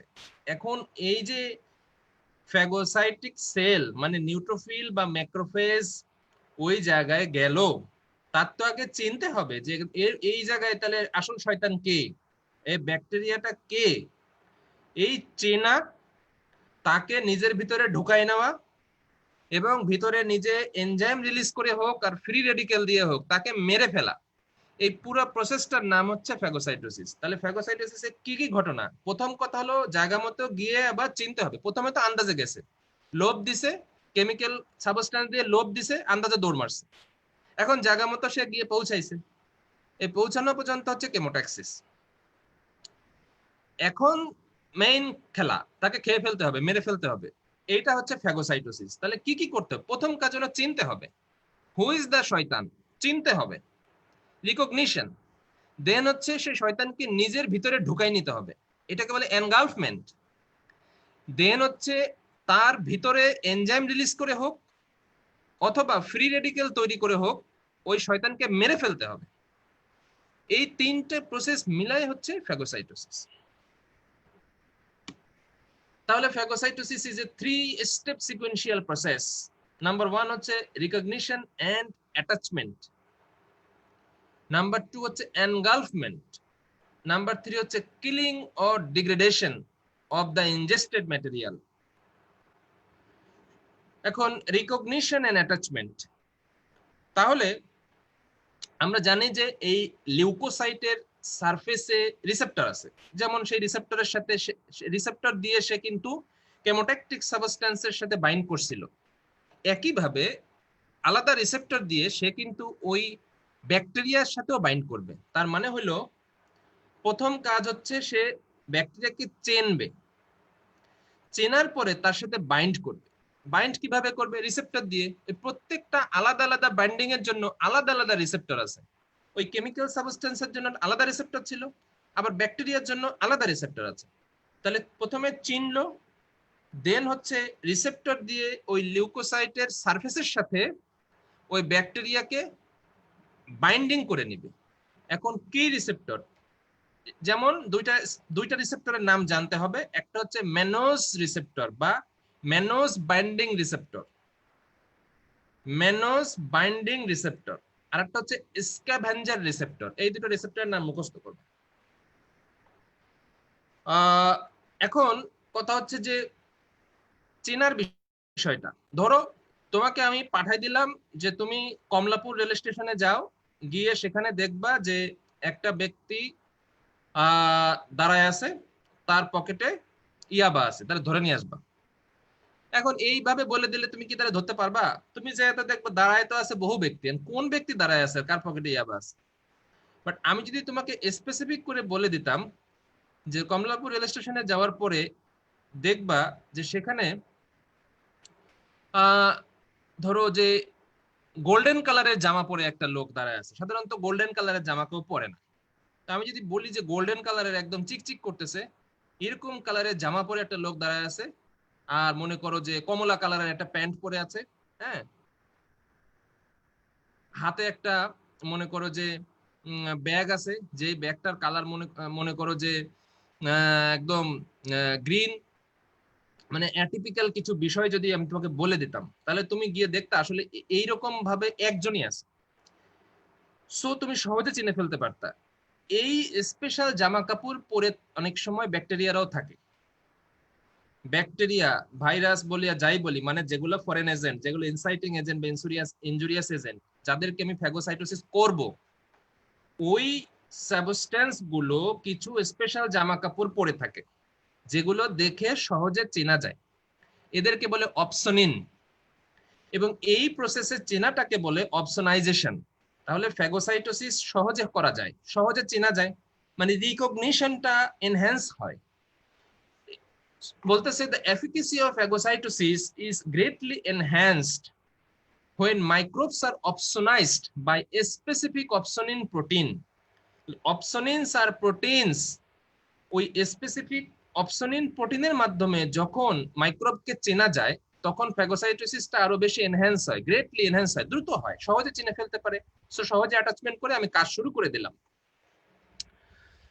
এরকম অপসনিন প্রোটিন কি কি আছে? একটা হচ্ছে আইজিজি অ্যান্টিবডি, অ্যান্টিবডি আছে না ইমিউনোগ্লোবুলিন, তার মধ্যে আইজিজি যেটা কমপ্লিমেন্ট, তখন বলছিলাম C5 এ, এখানে দেখো একটা কমপ্লিমেন্ট আছে C3b, এবং প্লাজমা লেকটিন আছে কিছু, প্লাজমা লেকটিন, এগুলো কি জিনিস?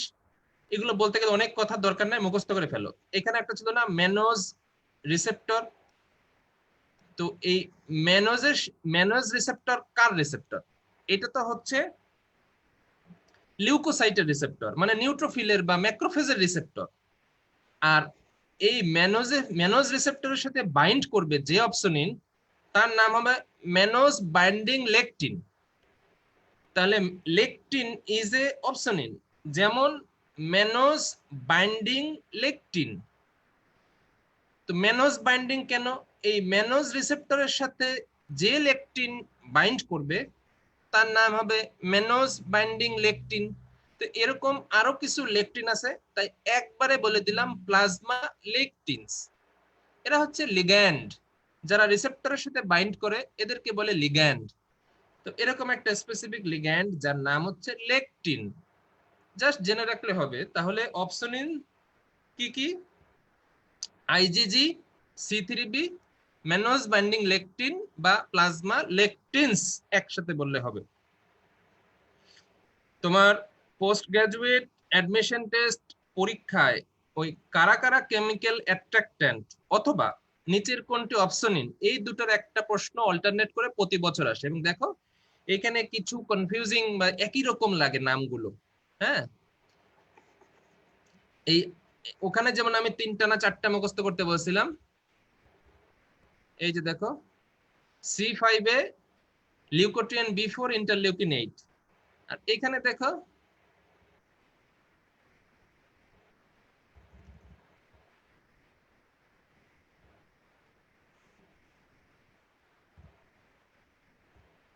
কই গেল, এই যে আইজিজি, C3b আর হচ্ছে ম্যানোজ বাইন্ডিং লেকটিন।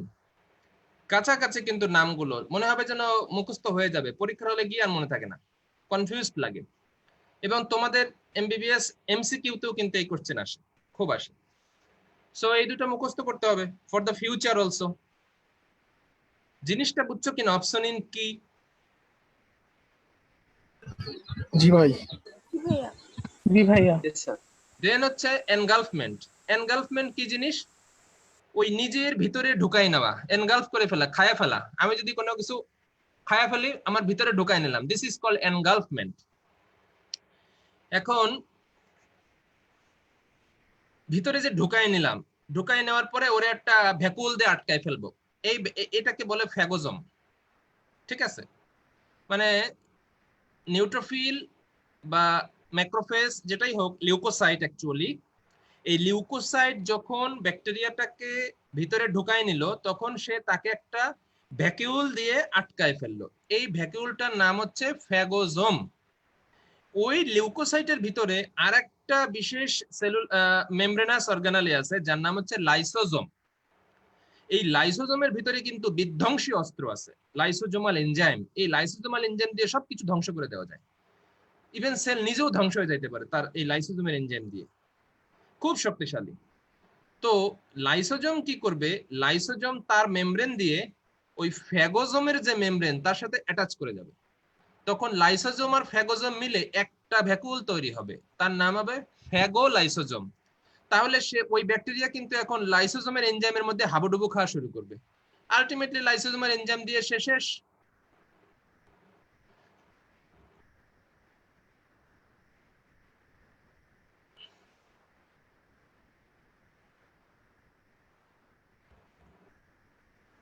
এই দেখো,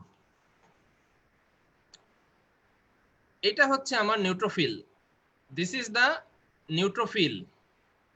সে প্রথমে রিকগনাইজ করে অ্যাটাচ করেছে, এই যে লাল, এই যে লাল দেখতে পাচ্ছ, এই লালটা হচ্ছে ব্যাকটেরিয়া, এই লালটা হচ্ছে ব্যাকটেরিয়া।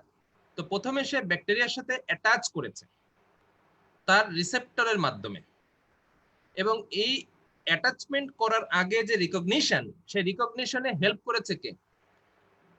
অপসনিন। এই যে দেখো, এই যে আইজিজি অপসনিন, এই পাশে দেখো C3b অপসনিন, এই দেখো লেকটিন অপসনিন, এরকম কিছু অপসনিন রোল প্লে করে। লেকটিন, এই যে আইজিজি, এই যে C3b। তাহলে দিজ আর দ্য অপসনিনস যারা বিশেষ জামা কাপড়, বিশেষ প্রোটিন যারা অ্যাটাচ থাকে ওই ব্যাকটেরিয়ার সাথেই, সো চিনতে সুবিধা হয়। আমি ব্যাকটেরিয়াকে চিনি নাই, বাট তার জামাকে চিনছি। ওইভাবে চিনে নিয়ে আমি অ্যাটাচ করলাম বাই মাই রিসেপ্টর। অ্যাটাচ করার পরে সেকেন্ড হচ্ছে এনগালফমেন্ট। এই দেখো সে নিজে এখানে গর্ত তৈরি করে ভিতরে ঢুকাই নিতেছে আস্তে আস্তে। এই দেখো ঢুকাই নেওয়াটা কমপ্লিট হয়ে গেল প্রায়। তো এখন যে একটা গর্ত তৈরি করলাম, সেই গর্তের নাম হচ্ছে ফ্যাগোজোম। এটা আলটিমেটলি মিলে যাবে, এখানে যেমন গ্যাপ আছে গ্যাপটা থাকবে না, মিলে যাবে। মিলে গেলে একটা গর্ত তৈরি হলো। ব্যাকটেরিয়াটাকে আমি একটা বিশেষ গর্তের মধ্যে আটকায় ফেললাম, এটার নাম হচ্ছে ফ্যাগোজোম। আর এই হচ্ছে লাইসোজোম। একটা লাইসোজোম, একটা লাইসোজোম, একটা লাইসোজোম। এর ভিতরে যে গ্র্যানুলার যেগুলো দেখতেছে এগুলো সব এনজাইমের প্যাকেট। এই এনজাইম গুলো হচ্ছে ডিস্ট্রাকটিভ এনজাইম, একদম সবকিছু লাইসিস করে ফেলতে পারে। এই ছবিতে দেখো এই লাইসোজোম এই তিনটাই মানে এক বা একাধিক লাইসোজোম হইতে পারে, কিন্তু এই লাইসোজোম আর এই ফ্যাগোজোম মিলে হয়ে গেল ফ্যাগোলাইসোজোম। এটার ভিতরে দেখো কোনো এনজাইম ছিল না, সাদা ছিল জায়গাটা, এখন দেখো ভিতরটা হলুদ হয়ে গেছে, মানে এর কালার। তার মানে এখন হচ্ছে এর চারপাশ জুড়ে এখন শুধু লাইসোজোমাল এনজাইম আর লাইসোজোমাল এনজাইম। তাহলে ফ্যাগোলাইসোজোমের এনজাইম দিয়ে সে কিন্তু কিলিং হয়ে যাবে।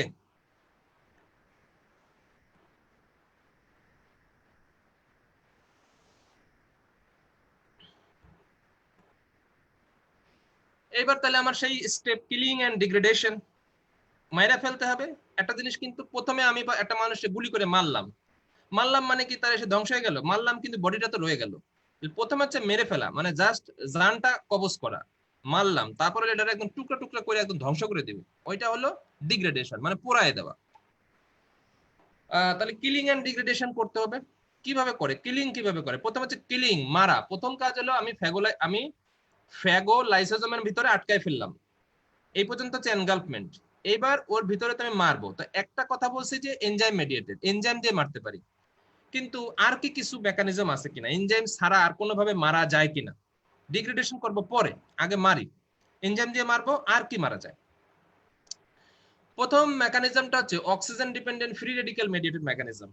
শুরুর দিকে একবার বলছিলাম, শব্দটা উচ্চারণ করছিলাম। কথা হচ্ছে যে যেই এনভায়রনমেন্টে আমি এনগালফ করেছি, যেই সেলুলার এনভায়রনমেন্টের ঘটনাটা ঘটতেছে, যেখানে ইনজুরিটা হয়েছে, ওই এনভায়রনমেন্টটায় যদি প্রচুর অক্সিজেন থাকে, তাহলে এখানে অক্সিজেন ডিপেন্ডেন্ট একটা মেকানিজমে কিলিংটা হওয়া সম্ভব। যেটা কিভাবে হবে? ফ্রি রেডিক্যালের মাধ্যমে। আমরা জানি ফ্রি রেডিক্যালের কিলিং ক্যাপাবিলিটি আছে। তো কি হয়, আমার ফ্যাগোসাইটোসিস হলো, মানে এনগালফমেন্ট হলো। হওয়ার পরে যেহেতু ওই এনভায়রনমেন্টে প্রচুর অক্সিজেন আছে, আমার নিউট্রোফিল কি করবে? এই অক্সিজেন কনজাম্পশন করবে।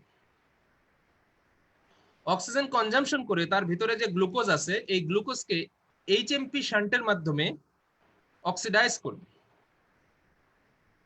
এইচএমপি শান্টের মাধ্যমে অক্সিডাইজ করবে। এবং আমরা জানি এইচএমপি শান্টের, বায়োকেমিস্ট্রি যারা পড়ছো, এইচএমপি শান্টে এন প্রোডাক্ট হচ্ছে রাইবোজ সুগার তৈরি হয়, আর হচ্ছে এনএডিপিএইচ তৈরি হয়। এনএডিপিএইচ যারা আলটিমেটলি ফ্রি রেডিক্যাল তৈরি করতে পারে। তো এই যে রিঅ্যাক্টিভ অক্সিজেন স্পেসিস, এর মানে হচ্ছে ফ্রি রেডিক্যাল। যারা রিঅ্যাক্টিভ অক্সিজেন স্পেসিস, ওইটাই ফ্রি রেডিক্যাল তৈরি হয়। তাহলে কি হলো? অক্সিজেন বেশি আছে এরকম এনভায়রনমেন্টে যখন এনগালফমেন্ট হয়, ফ্যাগোসাইটোসিস প্রসেসটা চলমান থাকে, তখন ওই ফ্যাগোসাইট মানে আমার লিউকোসাইট ওই অক্সিজেন কনজাম্পশন করে। এটাকে বলে অক্সিজেন বার্স্ট, রেসপিরেটরি বার্স্ট, প্রচুর অক্সিজেন নিয়ে নেয়। সেই অক্সিজেনকে কাজে লাগাইয়া প্রথমে গ্লাইকোজেনোলাইসিসের মাধ্যমে গ্লুকোজ তৈরি হয়, এবং সেই গ্লুকোজকে এইচএমপি শান্টের মাধ্যমে অক্সিডাইজ করে ফ্রি রেডিক্যাল তৈরি করে। এখন এই ফ্রি রেডিক্যাল হতে পারে অক্সিজেন ডিরাইভড ফ্রি রেডিক্যাল, যেমন সুপার অক্সাইড অ্যানায়ন। ধরো এটা একটা super oxide anion, this is a super oxide anion. কিভাবে তৈরি হলো? এই যে অক্সিজেনের মাধ্যমে, অক্সিজেনের প্রেজেন্সে সেলের মেমব্রেনে অক্সিডেশন হয়েছে। এই যে অক্সিডেজ এনজাইম, অত কিছু দরকার নাই।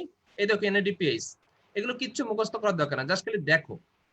এই যে এনএডিপিএইচ কোত্থেকে আসছে? এইচএমপি শান্টের মাধ্যমে গ্লুকোজ অক্সিডেশনে এনএডিপিএইচ তৈরি হয়েছে। সেই এনএডিপিএইচ কি করেছে? আমার অক্সিজেনের প্রেজেন্সে ফ্রি রেডিকেল তৈরি করছে, যেই ফ্রি রেডিকেলের নাম হচ্ছে super oxide anion. Super oxide anion থেকে তৈরি হবে hydrogen peroxide. Super oxide anion থেকে কি তৈরি হবে? Hydrogen peroxide. Hydrogen peroxide in the presence of A halide anion, halide মানে যেমন ক্লোরাইড, ফ্লুরাইড, এটা হচ্ছে হ্যালাইড। তো ক্লোরাইডের প্রেজেন্সে এই হাইড্রোজেন পারঅক্সাইড আবার তৈরি হবে হাইপোক্লোরাইড। হাইপোক্লোরাইড আর হাইড্রক্সিল ফ্রি রেডিকেল, এই দুটো তৈরি হবে হাইপোক্লোরাইড। এই হাইপোক্লোরাইডের হচ্ছে কিলিং ক্যাপাবিলিটি আছে। হাইপোক্লোরাইড কঠিন কঠিন লাগে না? দেখো ল্যাঙ্গুয়েজটা হচ্ছে, প্রথমে সুপার অক্সাইড অ্যানায়ন তৈরি হয়, ওই যে সুপার অক্সাইড অ্যানায়ন এটা। দেন সুপার অক্সাইড অ্যানায়ন থেকে কনভার্সন হবে টু হাইড্রোজেন পারঅক্সাইড। কিভাবে? By spontaneous dismutation. এমনি এমনি হবে। সুপার অক্সাইড অ্যানায়ন থেকে স্পন্টেনিয়াস ডিসনিউটেশনের মাধ্যমে হাইড্রোজেন পারঅক্সাইড তৈরি হবে। এই হাইড্রোজেন পারঅক্সাইড মাইলোপারঅক্সিডেজ এনজাইমের মাধ্যমে এবং একটি হ্যালাইড বা ক্লোরাইডের প্রেজেন্সে হাইপোক্লোরাইডে কনভার্ট হবে। এইটা আবার কোত্থেকে আসলো? দেখো, হাইড্রোজেন পারঅক্সাইড থেকে যখন হাইপোক্লোরাইড হয়েছে, তখন এখানে দুটো জিনিস তোমার ক্যাটালিস্ট হিসেবে রোল প্লে করছে। একটা হলো মাইলোপারঅক্সিডেজ এনজাইম, আর আরেকটা হচ্ছে ক্লোরাইড আয়ন। এখন মাইলোপারঅক্সিডেজ কি জিনিস? মাইলোপারঅক্সিডেজ হচ্ছে এনজাইম। কোথায় থাকে? নিউট্রোফিলে থাকে, ম্যাক্রোফেজে থাকে। পোস্ট গ্রাজুয়েট ভর্তি পরীক্ষায় এই প্রশ্ন পরীক্ষায় আসে, মাইলোপারঅক্সিডেজ এনজাইম কোথায় কোথায় পাওয়া যায়? উত্তর হলো দুইটি, একটা হচ্ছে ম্যাক্রোফেজ আর একটা হচ্ছে নিউট্রোফিল। এদের মধ্যে এই মাইলোপারঅক্সিডেজ এনজাইম থাকে বলেই এরা এই মেকানিজমে কিলিং করতে পারে। তো এই মাইলোপারঅক্সিডেজ এনজাইম এবং একটি হ্যালাইড আয়নের প্রেজেন্সে হাইড্রোজেন পারঅক্সাইড কনভার্সন হইয়া হয় হাইপোক্লোরাইড, এবং এই hypochlorite is a potent antimicrobial agent. তাহলে এই যে সিস্টেম, এই সিস্টেমের নাম হচ্ছে মাইলোপারঅক্সিডেজ হ্যালাইড সিস্টেম, কারণ এখানে আমার দরকার হয়েছে মাইলোপারঅক্সিডেজ এনজাইম এবং একটি হ্যালাইড যেমন ক্লোরাইড আয়ন। এই জন্য এই সিস্টেমের নাম হচ্ছে মাইলোপারঅক্সিডেজ হ্যালাইড সিস্টেম। আর যেখানে মাইলোপারঅক্সিডেজ এনজাইম নাই, ওই যে বলছি আছে তো হচ্ছে নিউট্রোফিল আর ম্যাক্রোফেজে, তাহলে আরো তো কিছু আছে যারা প্যাগোসাইটোসিস করতে পারে, যেমন ইওসিনোফিল করতে পারে না? তো তাদের ক্ষেত্রে কি হবে? তাদের ক্ষেত্রে কিলিংটা হবে, সেটাও ফ্রি রেডিকেল, কিন্তু ওখানে হাইপোক্লোরাইড তৈরি হবে না, ওখানে তৈরি হবে সুপার অক্সাইড, ওখানে তৈরি হবে হাইড্রোক্সিল রেডিকেল মানে OH, ওখানে তৈরি হবে সিগনেট অক্সিজেন। জাস্ট নাম তিনটা মুখস্থ করে ফেলো, তাহলে আমার অক্সিজেন ডিপেন্ডেন্ট যে free radical mediated killing mechanism, এই মেকানিজমের আন্ডারে দুইটা কথা বলতে হবে। একটা হচ্ছে মাইলোপারঅক্সিডেজ হ্যালাইড সিস্টেম, আর একটা হচ্ছে মাইলোপারঅক্সিডেজ হ্যালাইড ডেফিসিয়েন্ট সিস্টেম, যেখানে তারা নাই। যেখানে মাইলোপারঅক্সিডেজ হ্যালাইড সিস্টেম আছে, সেখানে সুপার অক্সাইডটা কনভার্টেড হবে হাইড্রোজেন পারঅক্সাইডে, এবং হাইড্রোজেন পারঅক্সাইড থেকে হাইপোক্লোরাইড। শেষ। যেখানে তাহা নাই, মাইলোপারঅক্সিডেজ হ্যালাইড নাই, সেখানে হাইপোক্লোরাইড তৈরি হবে না, তৈরি হবে সুপার অক্সাইড, তৈরি হবে সিগনেট অক্সিজেন, তৈরি হবে হাইড্রোক্সিল রেডিকেল। এই হচ্ছে মোদ্দা কথা। এবার হলো oxygen independent lysosomal enzyme mediated, তার মানে যেখানে অক্সিজেন নাই, এনভায়রনমেন্টে অক্সিজেন কম, ওই সেলুলার এনভায়রনমেন্ট বলতে বাইরে বাতাস টাতাস চিন্তা করো না, সেলুলার এনভায়রনমেন্টে যেখানে অক্সিজেন কম, সেখানে ওই যে ফ্যাগোলাইসোজোমের ভিতরে লাইসোজোমাল এনজাইম দিয়েই কিলিং হবে। আবার ধরো অক্সিজেন থাকলেই যে শুধু অক্সিজেন মেডিয়েটেড হবে, লাইসোজোমাল এনজাইম দিয়ে হবে না, তা কিন্তু না। অক্সিজেন থাকলে দুইভাবে হতে পারে, ফ্রি রেডিকেল দিয়েও কিলিং হতে পারে, লাইসোজোমাল এনজাইম দিয়েও হতে পারে। মানে লাইসোজোমাল এনজাইম অক্সিজেন আছে কি নাই তার উপরে ডিপেন্ড করে না। এই জন্য বলতেছে অক্সিজেন ইন্ডিপেন্ডেন্ট। থাকলেও আমি কাজ করব, না থাকলেও করব। Oxygen independent lysosomal enzyme mediated. তো এখানে কি হয়, লাইসোজোমের ভিতরে যত এনজাইম আছে সেই এনজাইম গুলো দিয়ে ব্যাকটেরিয়া কিলিং হবে। এখন ব্যাকটেরিয়াকে কিভাবে তুমি কিল করতে পারো?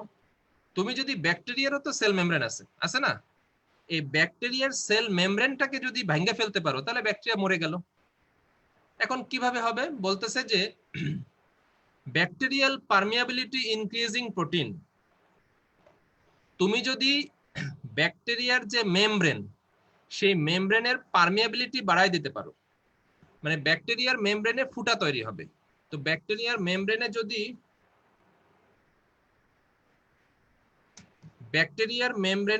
ফুটা তৈরি হয়,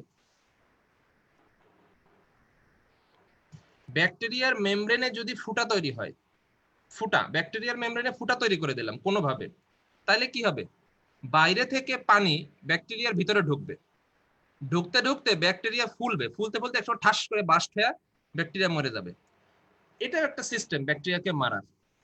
তাহলে বলতেছে যে ব্যাকটেরিয়াল পারমিয়াবিলিটি ইনক্রিজিং প্রোটিন এমন একটা প্রোটিন যেটা ব্যাকটেরিয়ার পারমিয়াবিলিটি বাড়াইতে পারে, মানে ভিতরে ফুটা বাড়াই দিবে। এরা কি করবে, ফসফোলাইপেজ এনজাইমকে অ্যাক্টিভেট করবে। ফসফোলাইপেজ যারা হচ্ছে ফসফোলিপিডকে ভাঙতে পারে। ফসফোলিপিড কই থাকে? সেল মেমব্রেনে। তো ব্যাকটেরিয়ার সেল মেমব্রেনকে যদি তুমি ভেঙে দিতে চাও তাহলে সেল মেমব্রেনের স্ট্রাকচারকে ভাঙতে হবে। এখন ব্যাকটেরিয়ার সেল মেমব্রেনে কে থাকে? ফসফোলিপিড। ফসফোলিপিডকে ভাঙতে গেলে ফসফোলাইপেজ এনজাইমকে অ্যাক্টিভেট করতে হবে। সেইটাকে অ্যাক্টিভেট করতে পারে একটা বিশেষ প্রোটিন যার নাম হচ্ছে ব্যাকটেরিয়াল পারমিয়াবিলিটি ইনক্রিজিং প্রোটিন। ওই লাইসোজোমের ভিতরে থাকে। ফলে ব্যাকটেরিয়ার আউটার মেমব্রেনের পারমিয়াবিলিটি বেড়ে গেল, ভিতরে পানি ঢুকবে, ব্যাকটেরিয়া ফুলবে, বাস্ট হয়ে মরে যাবে। এছাড়া লাইসোজোমাল যে এনজাইম গুলো আছে তারা সরাসরি ব্যাকটেরিয়াল সেল ওয়ালকে ডিগ্রেড করে দিতে পারে। এছাড়া ল্যাক্টোফেরিন নামে একটা এনজাইম আছে, তারাও কাজ করতে পারে।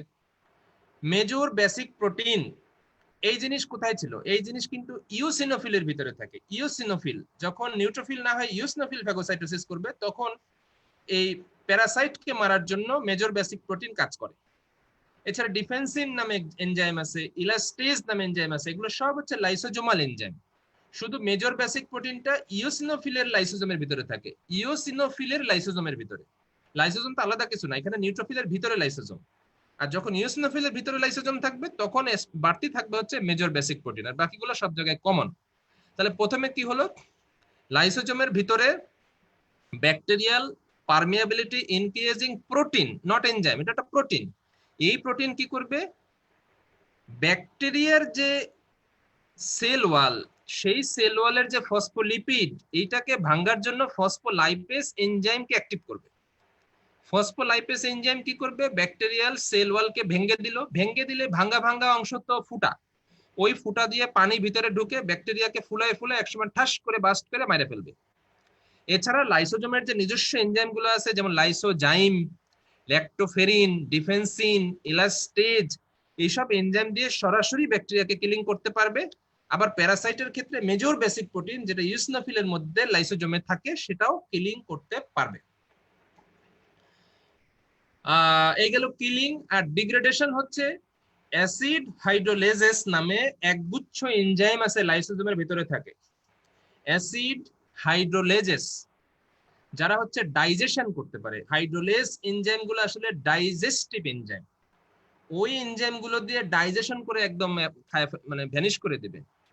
বুঝতে পারছো? আমরা যেমন ডাইজেস্ট করি খাবার, ডাইজেস্ট করার পরে যেটা শরীরের ভিতরে ঢুকাই ওইটা তো আর দেখা যায় না, তাই তো? আমি একটা আপেল খাইলাম, কিন্তু এখান থেকে আপেলের ভিতরে নিউট্রিয়েন্ট পোর্শনটুকুই শুধু ডাইজেশন হয়, মানে অ্যাবজর্পশন হয়।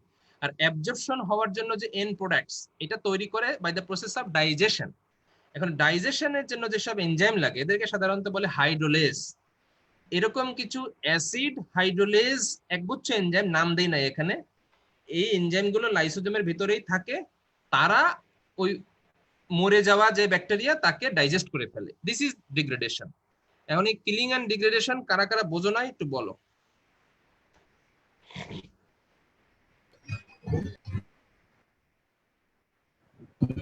বুঝছি ভাই। এখানে দেখো এই যে প্রথমে অপসোনাইজেশনের মাধ্যমে রিকগনিশন করলো ব্যাকটেরিয়াকে, রিকগনাইজ করার পরে এই যে অ্যাটাচমেন্ট, তারপরে এনগালফমেন্ট, এটা হচ্ছে আমার ব্যাকটেরিয়া যার গায়ে এই যে আইজিজি অপসনিন আছে। আইজিজি অপসনিন দিয়ে বা C3b অপসনিন দিয়ে এটাকে কোট করা, এই অপসনিনের মাধ্যমে চিনে ফেললো এই নিউট্রোফিল। তো তাকে প্রথমে অ্যাটাচমেন্ট করলো, তারপরে এনগালফ করলো, এরপরে ভিতরে সে একটা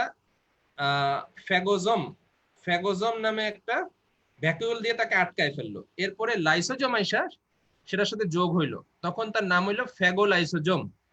এরপরে either oxygen mediated free radical killing, oxygen mediated free radical মেকানিজমের মাধ্যমে কিলিং করবে, অথবা oxygen independent lysosomal enzyme mediated মেকানিজমের মাধ্যমে কিলিং করবে ব্যাকটেরিয়াকে। দেন হবে degradation by acid hydrolases. This is the final process. কথা কিন্তু কম। যদি বলি ফ্যাগোসাইটোসিস ব্যাখ্যা করো, তো প্রথমে বলবা recognition and attachment. Recognition by the help of opsonin, attachment by the help of receptor, then engulfment, then formation of the phagosome, then fusion of the lysosome with the phagosome and formation of phagolysosome, and then killing either by oxygen independent lysosomal enzyme mediated mechanism, lysosomal enzyme দিয়ে মেরে ফেলবে, or oxygen dependent free radical mechanism। কি হবে? Oxygen use করে free radical তৈরি করবে, সেটা হতে পারে মায়োলোপারঅক্সিডেজ হ্যালাইড সিস্টেমের মাধ্যমে হাইপোক্লোরাইড তৈরি করে, অথবা মায়োলোপারঅক্সিডেজ হ্যালাইড ডেফিসিয়েন্ট সিস্টেমে সুপারঅক্সাইড বা সিগনেট অক্সিজেন বা হাইপোক্লোরাইড তৈরি করার মাধ্যমে কিলিং করবে। এন্ড আফটার কিলিং ডিগ্রেডেশন হবে কিভাবে? By acid hydrolases. এই এতটুকু কথা বলতে পারবে না? জি ভাই। জি ভাইয়া। জি ভাই। তাহলে প্রশ্ন হলো অপসনিন কি? অপসনিন হচ্ছে সেই সকল সাবস্টেন্স যারা অ্যান্টিজেনের সাথে অ্যাটাচ থাকে এবং বাইন্ডিং এনহ্যান্সার হিসেবে কাজ করে to the process of phagocytosis. Opsonin কারা কারা? IgG, C3b, mannose binding lectin, C reactive protein, fibrinogen. তখন 3টা বলছিলাম, এখন আরো 2টা বাড়াই দিছি, সি রিঅ্যাক্টিভ প্রোটিন, ফিব্রিনোজেন। তাহলে এই 5টা মুখস্থ করবা, very important for viva and MCQ. তাহলে এরা কি করে? ফ্যাগোসাইটোসিসকে ফ্যাসিলিটেট করে। এই যে কথাগুলো বারবার বলতেছিলাম, কেমিক্যাল মেডিয়েটরস, এটা নিয়ে তো তোমাদের অনেক confusion. What are the chemical mediators? তো বলতেছে যে কেমিক্যাল মেডিয়েটরস হলো বা mediators of inflammation are the substances that initiate and regulate inflammatory reaction. দেখো, আমার নিউট্রোফিল জায়গা মতো গেল, কিন্তু কিছুই রিলিজ করতেছে না, মানে সৈন্য গেছে শত্রুর কাছে, যায় তলোয়ার বের করতেছে না, দাঁড়ায় আছে। তো ওই বলদ সৈন্য দিয়ে তো কোনো লাভ হবে না, তাই না? তো যদি সে ওই সৈন্য যদি তলোয়ার বাইর করে, তাহলে এই তলোয়ারই কিন্তু যুদ্ধ শুরু করবে এবং তলোয়ার এই যুদ্ধ রেগুলেট করবে। মানে আমি কি পরিমাণে তলোয়ার চালাইতে পারতেছি তার উপরে নির্ভর করে আমার এই যুদ্ধ কোন দিকে যাবে। সেই জন্য বলতেছে যে ইনফ্লামেশনের মেডিয়েটরস গুলো হচ্ছে সেই সকল সাবস্টেন্সেস যারা ইনফ্লামেটরি রিঅ্যাকশনটা ইনিশিয়েট করে এবং রেগুলেট করে।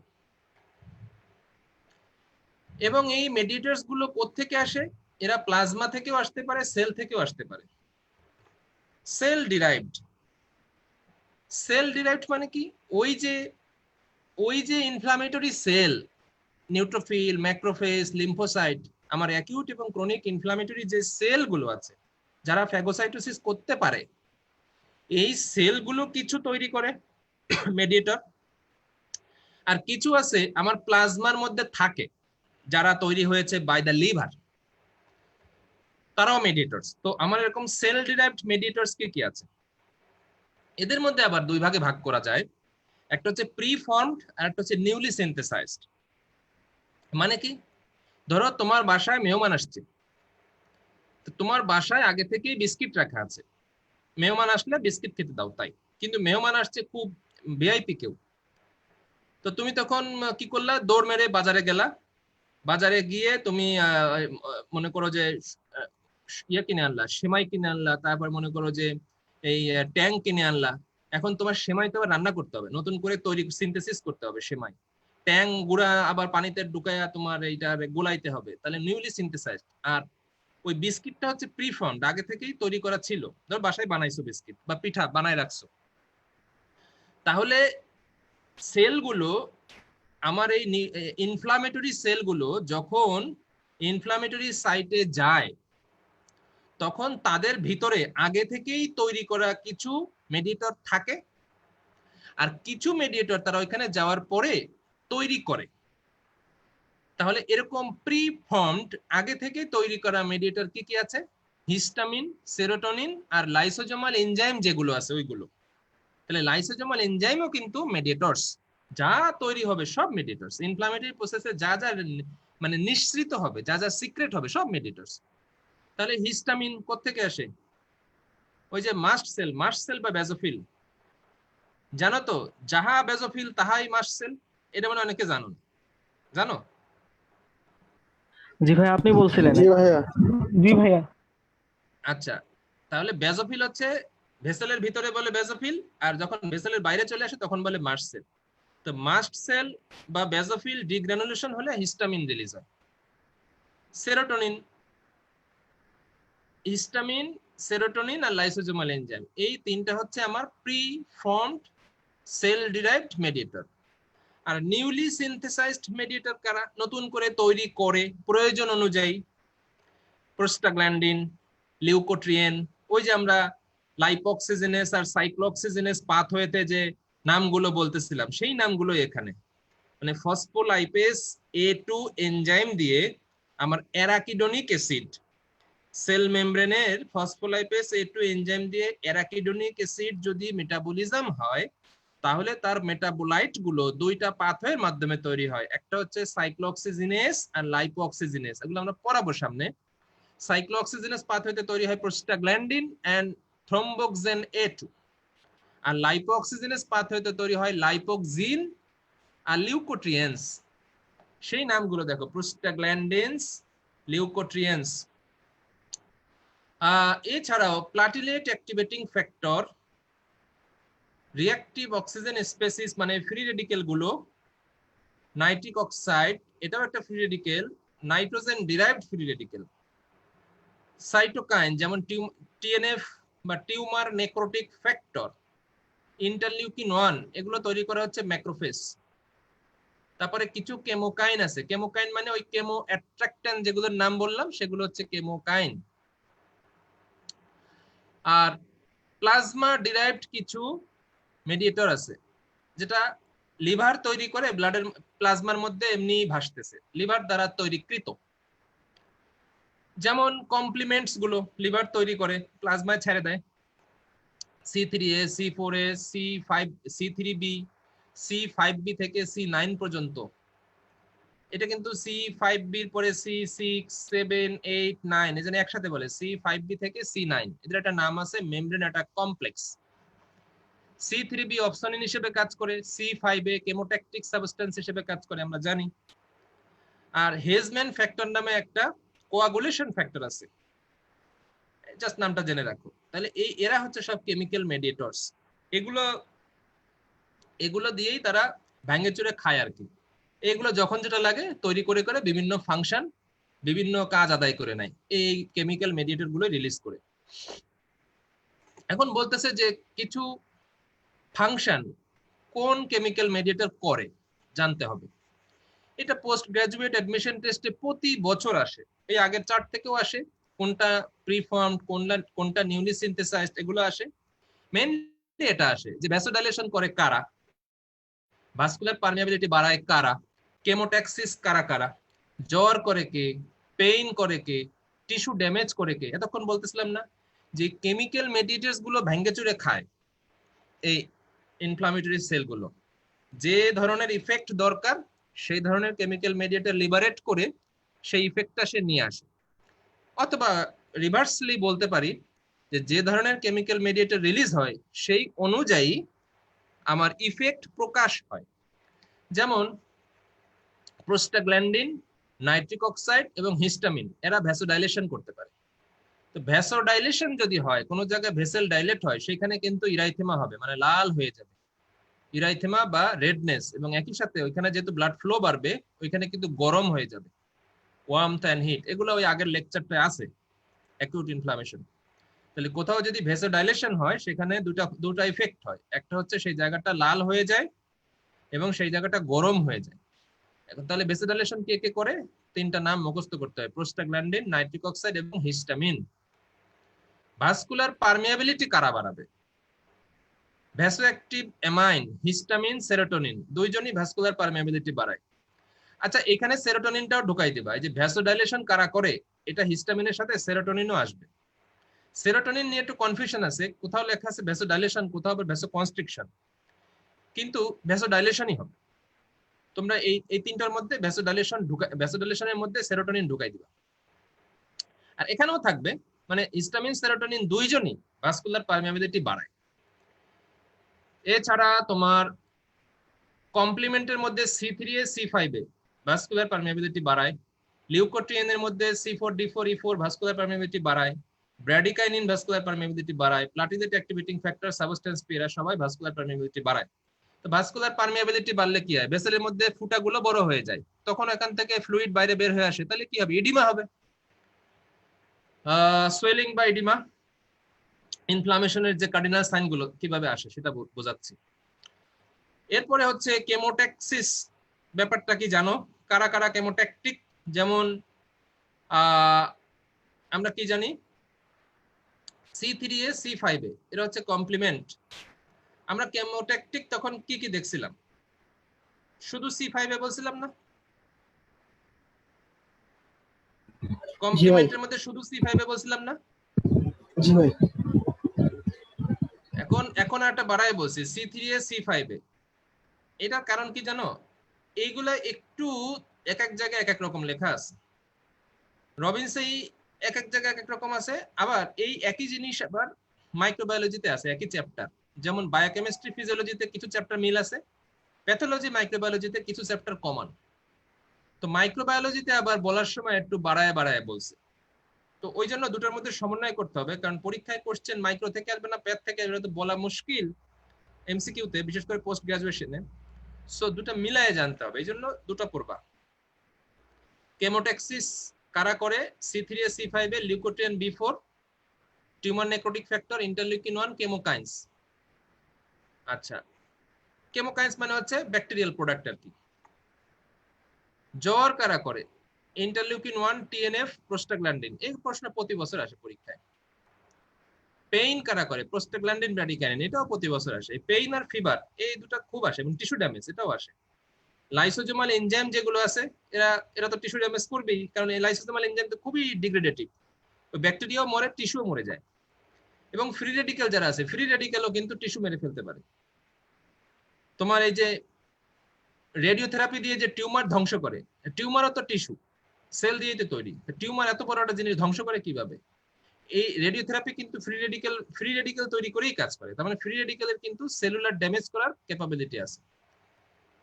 তো এটা পরীক্ষায় খুব আসে, টিস্যু ড্যামেজ কারা করে, এখান থেকে একটা নাম দিয়ে দেয়, আসলে দুটো, লাইসোজোমাল এনজাইম এবং ফ্রি রেডিক্যাল। পেইন কারা করে? প্রোস্টাগ্ল্যান্ডিন, ব্র্যাডিকাইনিন, এর মধ্যে ঢুকাই দেয় যে ইন্টারলিউকিন 1, TNF, এগুলো ঢুকাই দেয়। আবার এই ফিভারের মধ্যে ব্র্যাডিকাইনিন ঢুকাই দেয়, এগুলো হবে না। এই জায়গাগুলো মুখস্থ করে ফেলতে হবে, এটা বোঝানোর কিছু নাই।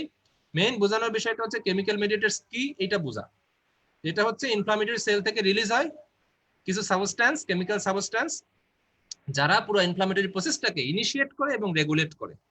তারা কারা? তারা সেলুলার প্রোডাক্ট হইতে পারে, আবার লিভার থেকে তৈরি হয়ে প্লাজমার মধ্যে ভাসতেছে এমন কিছু প্লাজমা ডিরাইভড হইতে পারে। সেলুলার বলতে ওই ফ্যাগোসাইটিক সেল নিজে তৈরি করতে পারে, যেই সেলটা ইনজুরি হয়েছে সেই সেল তৈরি করতে পারে, আবার ব্যাকটেরিয়া যে সেও তো একটা সেল, ওই ব্যাকটেরিয়াও তৈরি করতে পারে। এরা হচ্ছে সেলুলার। এদের মধ্যে আবার আছে হলো নিউলি সিনথেসাইজড এবং প্রিফর্মড। প্রিফর্মড মানে আগে থেকে তৈরি করে রাখছে, আর নিউলি সিনথেসাইজড অবস্থা বুঝে নতুন করে তৈরি হয়েছে। এদের মধ্যে কার কি ফাংশন সেটা আবার আমরা জানলাম। এখন এই কেমিক্যাল মেডিয়েটরস থেকে আবার দেখো প্রবলেম বেসড কোশ্চেন প্রফে আসছে। A boy of 25 years old presented with pain in umbilical region radiated to right iliac fossa accompanying nausea and vomiting. His blood finding is neutropenic leukocytosis. What is your provisional diagnosis? Mention molecules are responsible for pain and write the possible complications. Third ইয়ারের কে উত্তর দাও তো। ভাই acute appendicitis. Acute appendix. Acute appendicitis. এটা তো বুঝছো, এটা তো ফার্স্ট ইয়ারের অ্যানাটমিতে আছে না? জি ভাই। আমব্লিকাল রিজিয়নে পেইন, সেটা রেডিয়েট করেছে রাইট ইলিয়াক ফোসাতে, ফাইন। এইবার বলছে যে এই যে ব্যথাটা যে হইলো, যে পেইন, এই পেইন কেন হইলো, কোন কোন কেমিক্যাল মেডিয়েটরস দায়ী, বুঝছো তো? উত্তরটা কোথা থেকে আসবে? জি ভাই।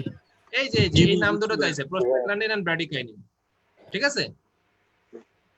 And right the possible complications, তার মানে অ্যাকিউট অ্যাপেন্ডিসাইটিস এর কমপ্লিকেশন জানতে চাইছে। অর্থাৎ তুমি অ্যাকিউট অ্যাপেন্ডিসাইটিস মানে এই অ্যাকিউট ইনফ্লামেশনের ট্রিটমেন্ট করলা না, তো সে স্পন্টেনিয়াস রেজলিউশনও হইতে পারে, অ্যাকিউট ইনফ্লামেশনের ফেট হিসেবে স্পন্টেনিয়াস রেজলিউশন হইতে পারে। যদি না হয় তাহলে কমপ্লিকেশন কি কি হইতে পারে সেটা জানতে চাইছে। এটা কি পারবা দুই একটা বলতে? ব্রাস্ট অ্যাপেন্ডিসাইটিস হতে পারে। ব্রাস্ট অ্যাপেন্ডিক্স। হ্যাঁ, appendicular abscess. Appendicular abscess. Appendicular lump. intestinal acute inflammation থেকে অ্যাবসেস হইতেছে, তার মানে এটা ক্রনিক হয়ে যাচ্ছে, তাই তো? তারপরে ইন্টেস্টাইনাল অবস্ট্রাকশন। না, ইন্টেস্টাইনাল অবস্ট্রাকশন অ্যাপেন্ডিক্স তো ইন্টেস্টাইনের ওই পার্ট না যে খাবার অ্যাপেন্ডিক্স হয়ে তারপর যায় না, সো অবস্ট্রাকশন হবে না। অ্যাপেন্ডিকুলার লাম্প বলে, পেরিটোনাইটিস। অ্যাবডোমেনে ব্লাস্টও তো হতে পারে। পেরিটোনাইটিস। হ্যাঁ পারে। পেরিটোনাইটিস। হ্যাঁ, বাস্ট অ্যাপেন্ডিক্স হয় পেরিটোনাইটিস, আগে বাস্ট হবে তারপরে পেরিটোনাইটিস, পেরিটোনাইটিস। তারপরে এটা গ্যাংগ্রিন হইতে পারে না, গ্যাংগ্রিনাস অ্যাপেন্ডিসাইটিস। জি ভাইয়া, গ্যাংগ্রিনাস হতে পারে। জি। অ্যাপেন্ডিকুলার লাম্প কেন হয় বলো তো?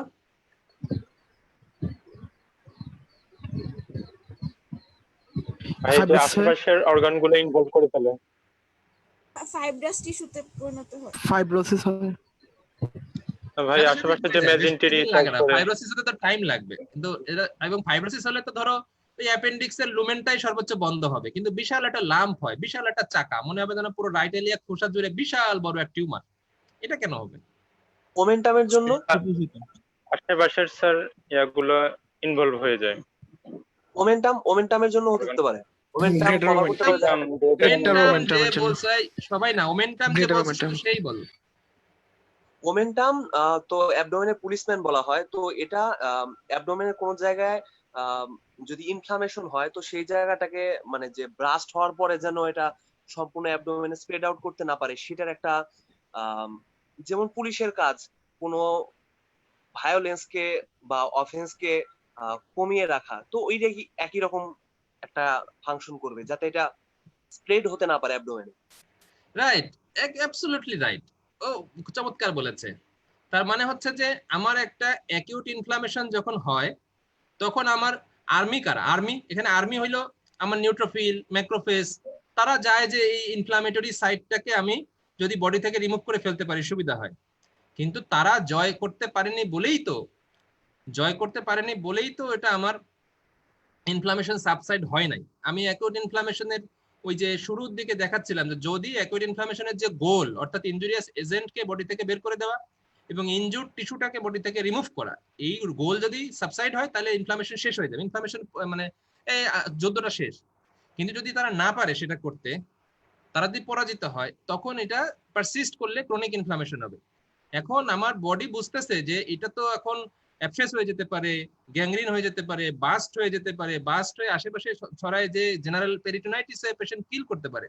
তখন আর একটা পুলিশ ভিতরে আছে, এই পুলিশ চিন্তা করবে যে আর্মি যদিও যুদ্ধে টেকে নাই, তা আমি চেষ্টা করি এটাকে আটকায় রাখতে পারি কিনা, যাতে অন্তত পক্ষে বাস্ট হইয়া পেরিটোনাইটিস না হয়ে যায়। তাহলে তো মরে যাবে সে, এটা লাম্প হয় হোক। তখন ওমেন্টাম এসে কি করবে, এটা জড়ায়া পেঁচাইয়া এটা আটকায় রাখবে। তখন এটার মনে হবে যে লাম্প, আসলে এখানে ওমেন্টাম এর পেঁচাই রাখছে। এই জন্য ওমেন্টামকে বলে অ্যাবডোমিনাল পুলিশম্যান। ক্লিয়ার হয়েছে কিনা? জি ভাই। জি ভাই। জি ভাইয়া। A boy of 10 years developed pain and swelling at right inguinal region for 7 days. What is the likely diagnosis? What chemical mediators are responsible for pain and swelling? প্রথমে diagnosis বলো। Inguinal hernia. Inguinal হার্নিয়াতে তো pain হবে না, সবসময় pain হবে না। যদি স্ট্র্যাঙ্গুলেটেড হয় তাহলে পেইন হবে, সেটা বাদ দাও। লিম্ফেডেনাইটিস হতে পারে ভাইয়া।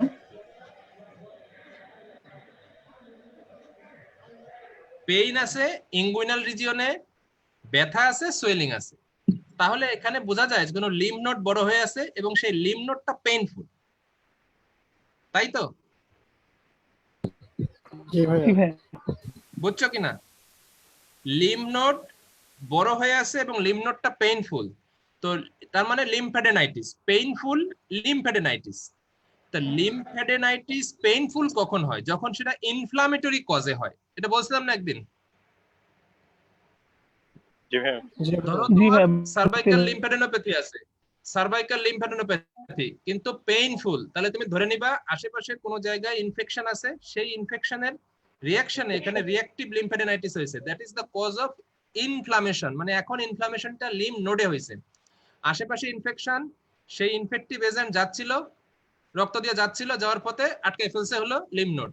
এখন লিম্ফ নোড নিজেই আক্রান্ত, সে মারামারি করবে, কিন্তু মারামারি করতে গিয়ে যদি তার টিস্যু ইনজুরি হয়, তার নিজের ইনজুরি হয়, তখন সেটা হচ্ছে লিম্ফেডেনাইটিস, মানে inflammation of the lymph node. তখনই পেইনফুল হয়, কারণ আমরা জানি যে ইনফ্লামেশনের সাইন হচ্ছে সোয়েলিং এন্ড পেইন। আরো আছে রেডনেস, তো আমরা এটা দেখতে রেড হইতে পারে, এটা রেডনেসের কথা বলে নাই তাই বলতেছি না, দেখতে হয়তো রেড হইতে পারে। এবং যে জিনিসটা বড় হয়ে গেল, এটাই তো সোয়েলিং, জিনিসটা পেইনফুল, তো এটাই তো পেইন। তার মানে এই পেইন এবং সোয়েলিং এই শব্দ দুটো দেখে বুঝতে হবে যেটা অ্যাকিউট ইনফ্লামেশনের কথা বলতেছে। তাহলে ইনগুইনাল রিজিয়নে অ্যাকিউট ইনফ্লামেশন কি হবে? ওখানে তো লিম্ফ নোড ছাড়া আর কিছু নাই। আরেকটা হইতে পারে অ্যাবসেস, ইনগুইনাল রিজিয়নে অ্যাবসেস। তো অ্যাবসেস তো ক্রনিক ইনফ্লামেশন, ওখানে তো বলেই দিছে যে ফর 7 ডেজ, 7 দিন ধরে। তো 7 দিনে আমি তো এটা অ্যাকিউটই বলবো, তাহলে এটা লিম্ফ নোডের ইনফ্লামেশন বলবো। তাহলে কি বলবো? Painful inguinal lymphadenitis. What chemical mediators are responsible for pain and swelling? বুঝছো তো? উত্তর করতে আসবে জি ভাই। এই যে পেইন এবং এই যে সোয়েলিং, নামগুলো বলে দিতে হবে।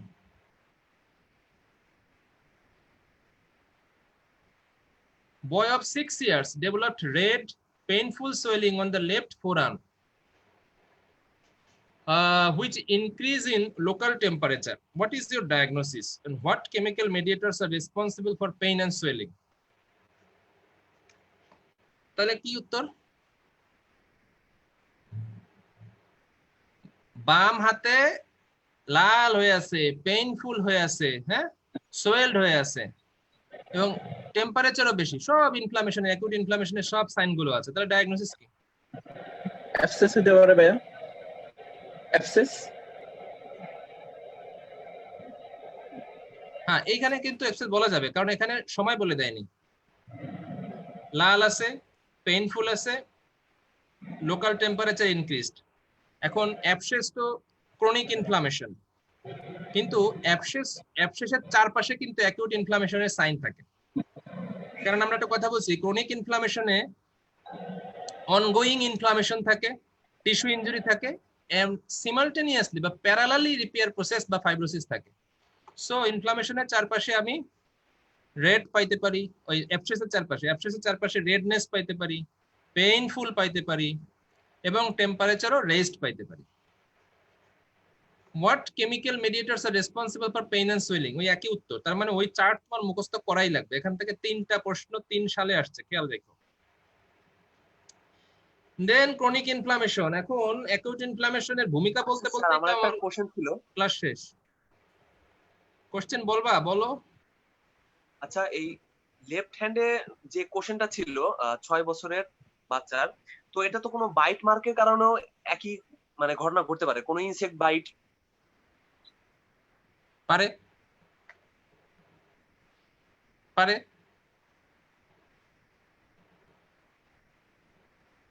তুমি যদি সেইভাবে মানে সেফ সাইডে থেকে গ্রসলি বলতে চাও, তাহলে তুমি বলতে পারো যে acute inflammation in the left forum.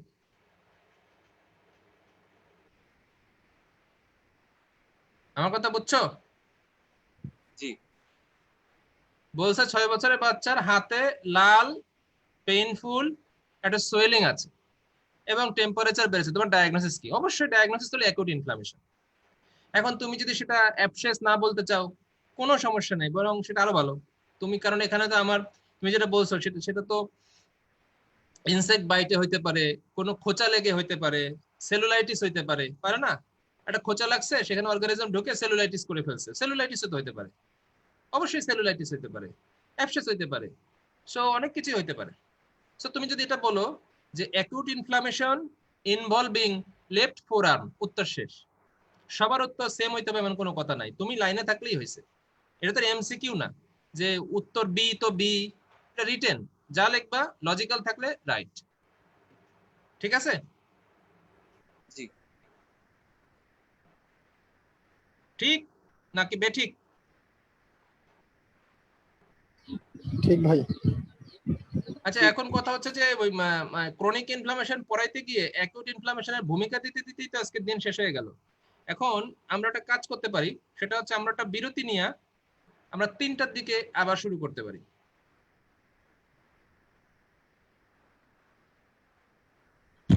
হ্যাঁ ভাই, করা যায়। ঠিক আছে ঠিক আছে রাজি? সবাই রাজি? জি ভাইয়া। জি ভাইয়া, রাজি। জি স্যার, রাজি। ওকে, তাহলে আমরা বিরতিতে যাই, আমরা 3টার সময় আবার ব্যাক করব।